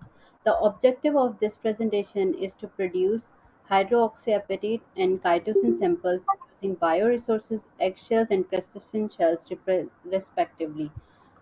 Characterization and comparison of synthesized HA and chitosan with existing literature. So, what is hydroxyapatite? Hydroxyapatite is a mineral form of calcium apatite with hexagonal structure and white solid that has bioactive, biocompatible, and osteoconductive properties similar to that of bone and teeth. Hydroxyapatite makes up to 60 to 70% of a human bone. Now let's get to chitosan. Chitosan is a polysaccharide derived from chitin. Chitosan is all biocompatible, biodegradable, and non-toxic, so that it can be used in medical applications such as antimicrobial and wound healing biomaterials. It also used as chelating agent due to its ability to bind with cholesterol, fats, and proteins and metal ions. So why we are using eggshells and crustacean shells to produce these two materials? Eggshell is an agriculture waste largely considered as useless and is discarded mostly because it contributes to pollution. And in Pakistan, it is highly produced and it is a large part of our population pollution. The use of eggshell to generate hydroxyapatite will reduce the pollution effect of the waste and the subsequent conversion of the waste into a highly valuable product that is hydroxyapatite. The innovative aspect of this project is to better use of fishing residue from previous dumping of shrimp shells into the oceans to extracting, isolating, and utilizing a high-value component chitosan in a high-value products, pharmaceutical, and personal care. So eggshells are the biggest part of a pollution, and also the crustacean shells is also a part of a pollution. So these are the main component to recycle them and produce a valuable material in pharmaceutical industry. So synthesis of hydroxyapatite can be done using several methods such as sol gel technique, precipitation method, hydrothermal method, mechanochemical, and solid state reaction. Fabrication of hydroxyapatite from calcium-based chemicals by these methods are used for mass production, and it requires a high cost of raw material and a long aging period. To counter that, in this study, hydroxyapatite and chitosan will be produced locally from bioresources such as eggshells and crustacean shells, which are readily available as bioresources in environment. The biological waste method used in this study will result in low cost, fewer chemicals, comparatively less aging period, and market compatible hydroxyapatite and chitosan. So here we go to the literature review. First, we will know that what are the components of hydroxyapatite. Hydroxyapatite is a calcium phosphate-based mineral, and it has water, collagen, and and other element. So this is the picture where it is present in the bone, and these are the crystal of hydroxyapatite. These are the properties of hydroxyapatite. It is biocompatible, it makes osteointegration easy. It is bioactive, osteoconduct. It conducts osteo process. So here are the uses of hydroxyapatite. It is used in coatings, fillers, catalysts, maxillofacial construction, replacement of bone and teeth, composite with other material, and drug delivery. And here are the natural resources of hydroxyapatite. So we are using this one resource, which is eggshell, but we can make hydroxyapatite from fish scales, bovine bones. These are the bones of oxes and animals, and also from crustacean shells. The sources for the chitin are following. We can also derive them from crustacean shells, mollusks, insects, fungi. And once we do deacetylation of chitin, we produce chitosan. Initially, in this research, we were going to produce chitosan, and after that, we were going to produce hydroxyapatite from chitosan. But due to some limitation of equipment, we were unable to conduct that process, so we left that process till the chitosan. These are the application of chitosan. It is used in food industry, biomaterial industry, pharmaceutical industry, and water treatment. And from biomedical material industry, it is used in hydrogel films, sponges, and tissue engineering. And these are the properties of chitosan. It is also used in drug delivery. It is non-toxic. It is biodegradable, biocompatible, and antifungal and antibacterial properties. Chitosan and hydroxyapatite composite. These are the following composites, uh, um, which these are the properties of the composites of hydroxyapatite, which are excellent, having excellent cell adhesion and cell attachment, non-toxicity, biodegradation, and biocompatibility. They are less inflammation, and then they help in cell proliferation and rehabilitation. Now here is the methodology. Hydroxyapatite from eggshells. Material can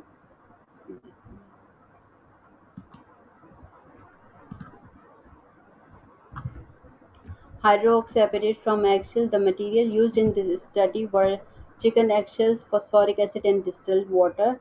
And for the fabrication process of HA, we used precipitation technique. So in the left, you can see here is a picture of eggshells, and here is the final product which we made after all the process. So chicken eggshells were washed, dried under the sunlight, and crushed into a fine powder. Collection of eggshells. Then, after drying, they went into the furnace. Crushed eggshells were heated at 900 degrees centigrade for 2 hours in muffle furnace. On heating, calcium carbonate yield calcium oxide and CO3. CO2 is CO2. After that, the obtained sample was mixed with the distilled water at 100 degrees centigrade. The heat released and mixed was left to cool down. Obtained calcium hydroxyapatite was titrated with 0.6 molar phosphoric acid H3PO4 at room temperature until natural pH for the preparation of hydroxyapatite. The last sample was filtered and dried at 300 centigrade for 2.5 to 3 hours.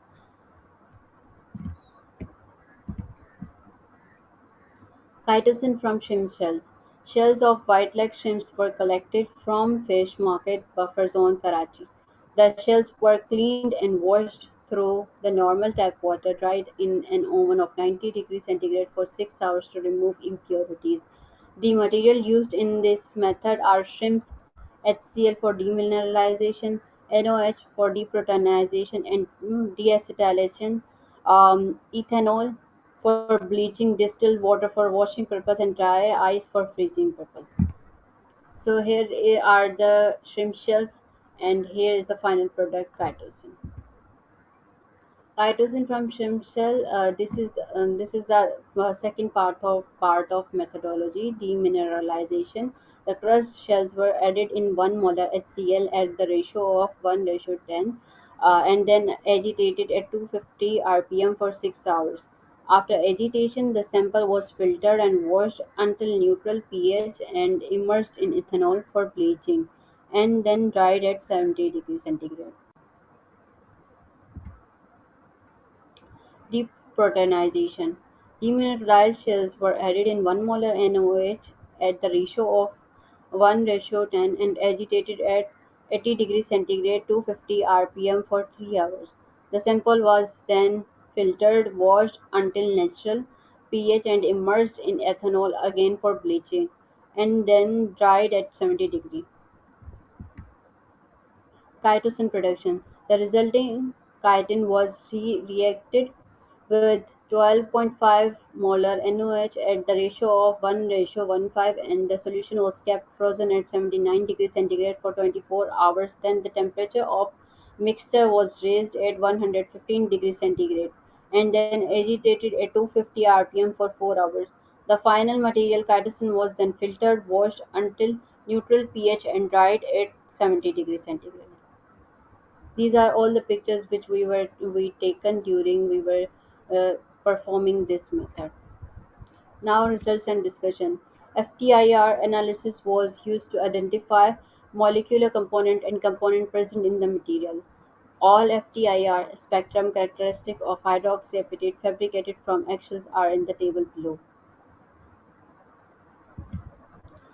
The XRE technique was used to investigate the structural properties of produced samples.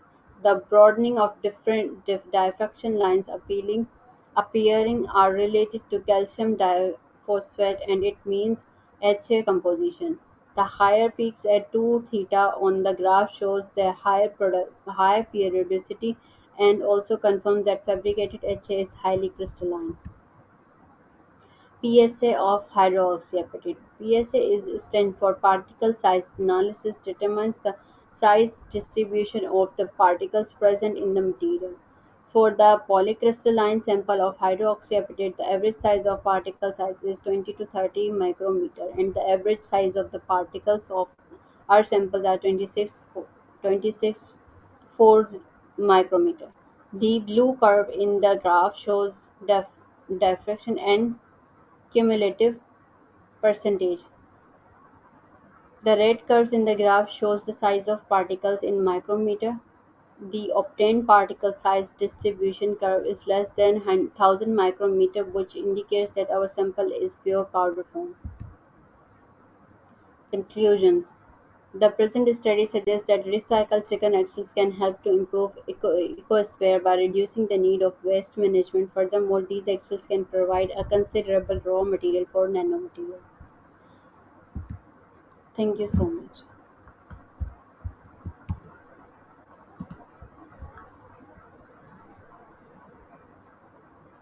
Is anyone having any question? Thank you so much. Thank you, Doctor, for your presence. Thank you, Dr. Asma, for your presence and presentation. Does anyone having any queries?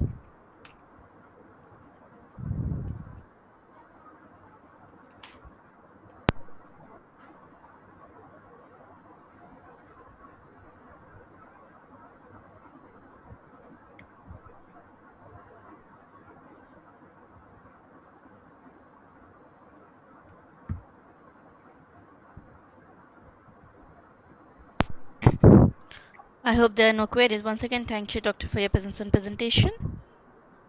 Thank you so much.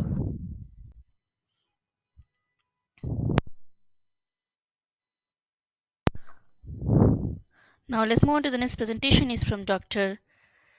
Sahan A. Jaiton from Suez Canal University, Egypt. Hello, Dr. Sahan. Are you ready with your presentation?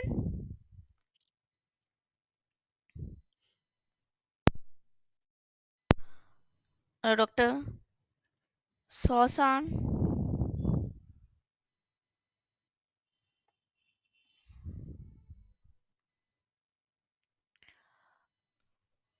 Okay, let's wait 2 more minutes as Dr. Sahan is going to join in a couple of minutes.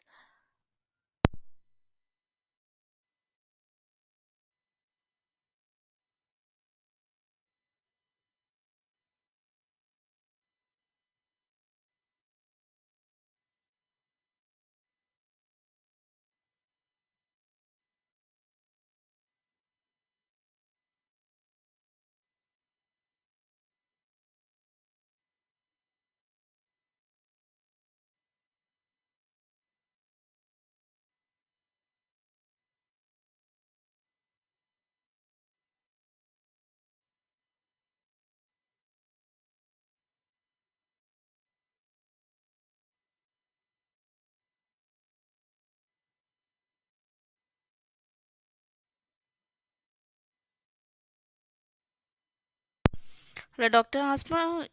You can unshare.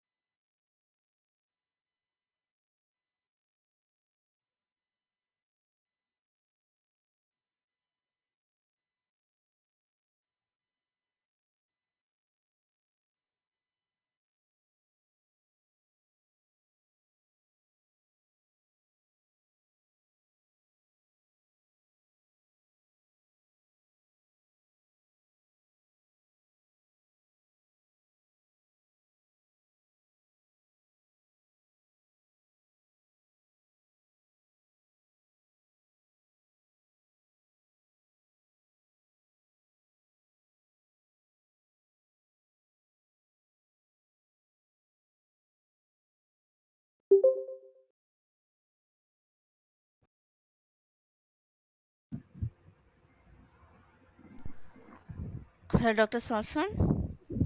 Hello, everybody.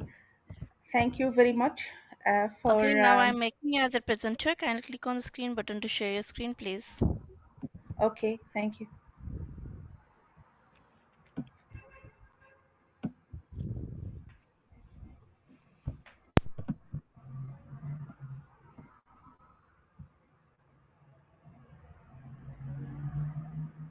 Can you open your PowerPoint presentation? Okay. I think you have shared only a window. Can you please unshare and share the entire screen? Is it clear now, my screen? No, no, no. Can you please open your GoToMeetings app? Please unshare and share again. Share the entire screen because I think you have just shared any sub random window. Okay, is it okay now? No, sorry. Is you are giving presentation in a PDF? Yes, yes. Okay. Okay, you can start. Okay, thank you, everybody. I am presenting our previous work that has been published already. It's about formulating and evaluating novel additive-free spray-dried triamcinolone acetonide microspheres for pulmonary delivery, and it's a pharmacokinetic study. This work aimed to establish a sample method to produce additive-free preparation for triamcinolone acetonide in microspheres that should be suitable for pulmonary delivery, and therefore more sample manufacturing steps will be warranted. This process involves optimization of the acetonolide feed ratio into a concentration range of 1 to 3% from different ethanol water compositions, with or without ammonium bicarbonate as a plowing agent. So we characterized this formula through different steps. I will discuss them. As the microspheres are spherical microparticles with a diameter range from 100 nanometer and 100 micrometer. Due to their dimensionality, microspheres of drug formulation are suitable for candidates for administration via inhalation routes. And acetonolide is an important drug. Triamcinolone acetonide is an glucocorticoid that has anti-inflammatory and immunosuppressive activity and can be used for a patient with bronchial asthma or other pulmonary conditions. Uh, for the methods, we utilized spray drying technique for triamcinolone acetonide.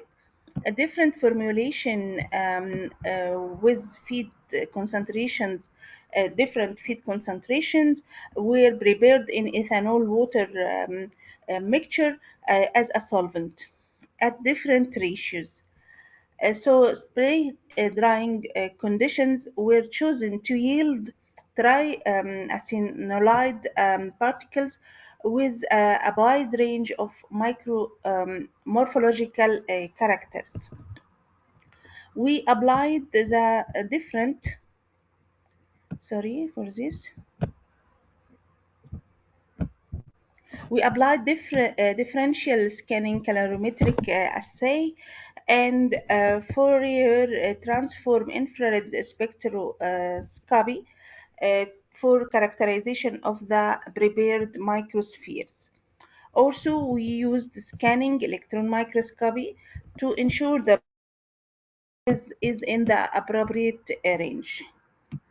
Also, power X-ray diffraction was performed using samples that containing cavities in depth equals zero point 0.5 millimeter and 9 millimeter in diameter to allow a background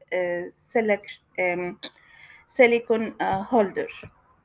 So the density and compressibility measurement were also done. After that, chromatographic analysis of samples of TAA powder was done using a C18 5 micrometer column as a stationary phase. After characterization and formulation, we have evaluated the preparation of TAA in vivo as a direct pulmonary delivery route. We used in these studies laboratory animals and obtained ethical approval. The formulations were numbered and 5 milligram of microspheres nanoparticles were weighed and then after anesthesia they were applied by the pulmonary route to our animals by followed by infusion and retrieval of bronchoalveolar lavage. So the microsphere particles was conveyed across the insufflation cannula by quickly pushing uh, a 3 centimeter air bolus across the gadget 3 times. Then the pharmacokinetic study was immediately launched. Blood samples were taken after that from the rat retroorbital plexus and collected before and following the respiratory insufficiency at different time points, starting to 0.25 hour, zero point 0.5 hour till 24 hours to allow covering a wide range of time and plot a pharmacokinetic curve. So we also took after finishing the animal experiment, we took the lung tissue sample and collected them for further studies. We put a sample in at minus 80 degree for homogenization and using the tissue in some analysis procedures. So also we analyzed the TA concentration in biological samples such as plasma and lung tissue samples. Our results indicated that spray drying parameters and input parameters for TAA spray dried product were as follows. The TA concentration was different in the 7 formula. We prepared a formula from 1 to 7 in which the concentration of TA was different and the outlet temperature was slightly different, and therefore the yield of percent was different. Then we performed electron microscopy study, which showed particle size and dimensions were in appropriate range. According to these results, we optimized the solvent system had a significant impact on the morphology of the produced spray dried particles. Here we can see the electron microscopy images of different formulations um, showing different particle size, and the solvent had a great impact on this. The DSC analysis also showed some important data as we show here. The scanning DSC scan showed different TAA formulations, micronized TAA raw material unprocessed in line 1, line B 1%, and then 1.5%, and so on of different concentrations in the system, spray dried from 90% ethanol, and these data show that ethanol has a good participation in the GSC picture of the different items, different formulation. Infrared spectroscopy also was done for the different formulations, and number H, for example, is a 1% AA system spray dried from 80% ethanol. All of them give a good GSC pictures. X-ray diffraction give comparable results for the different formulations. And the last one, for example, was for the 1% TAA system spray dried from 80% volume by volume ethanol. After that, we will move to the powder physical examination. Here we selected the four best formulation to go for this assay, and we found that we used the plowing agent in different concentrations, 10, 15, 20, and then 10 again, and the yield was like that. The best yield was obtained in the formulation number 8. It was 80%.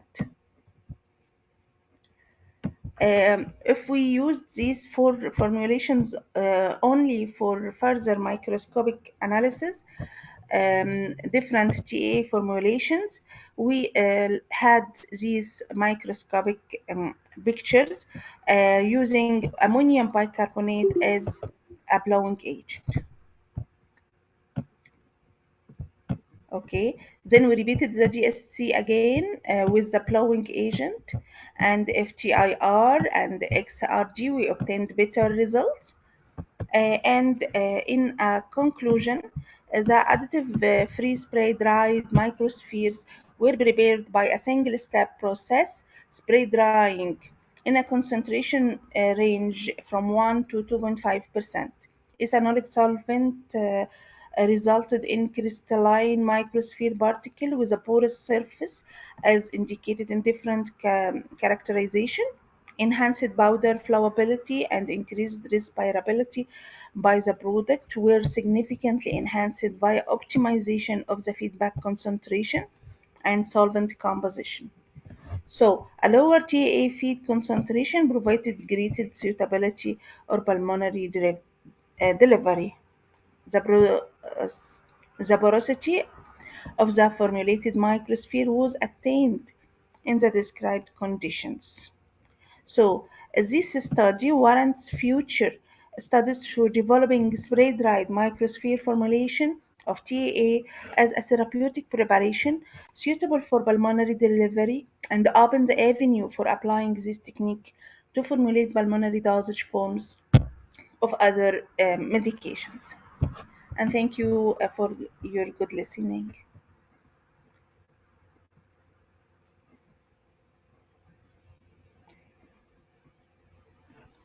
I will be happy to answer any questions, please.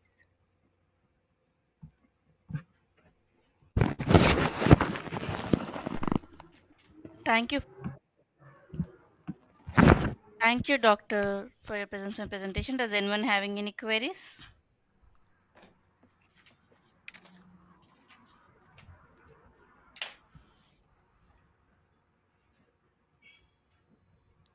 I hope there are no queries. Once again, thank you, Doctor, for your presence and presentation. Thank you very much. Thank you.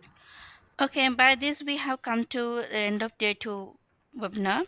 I would like to thank all the attendees and participants of today's event.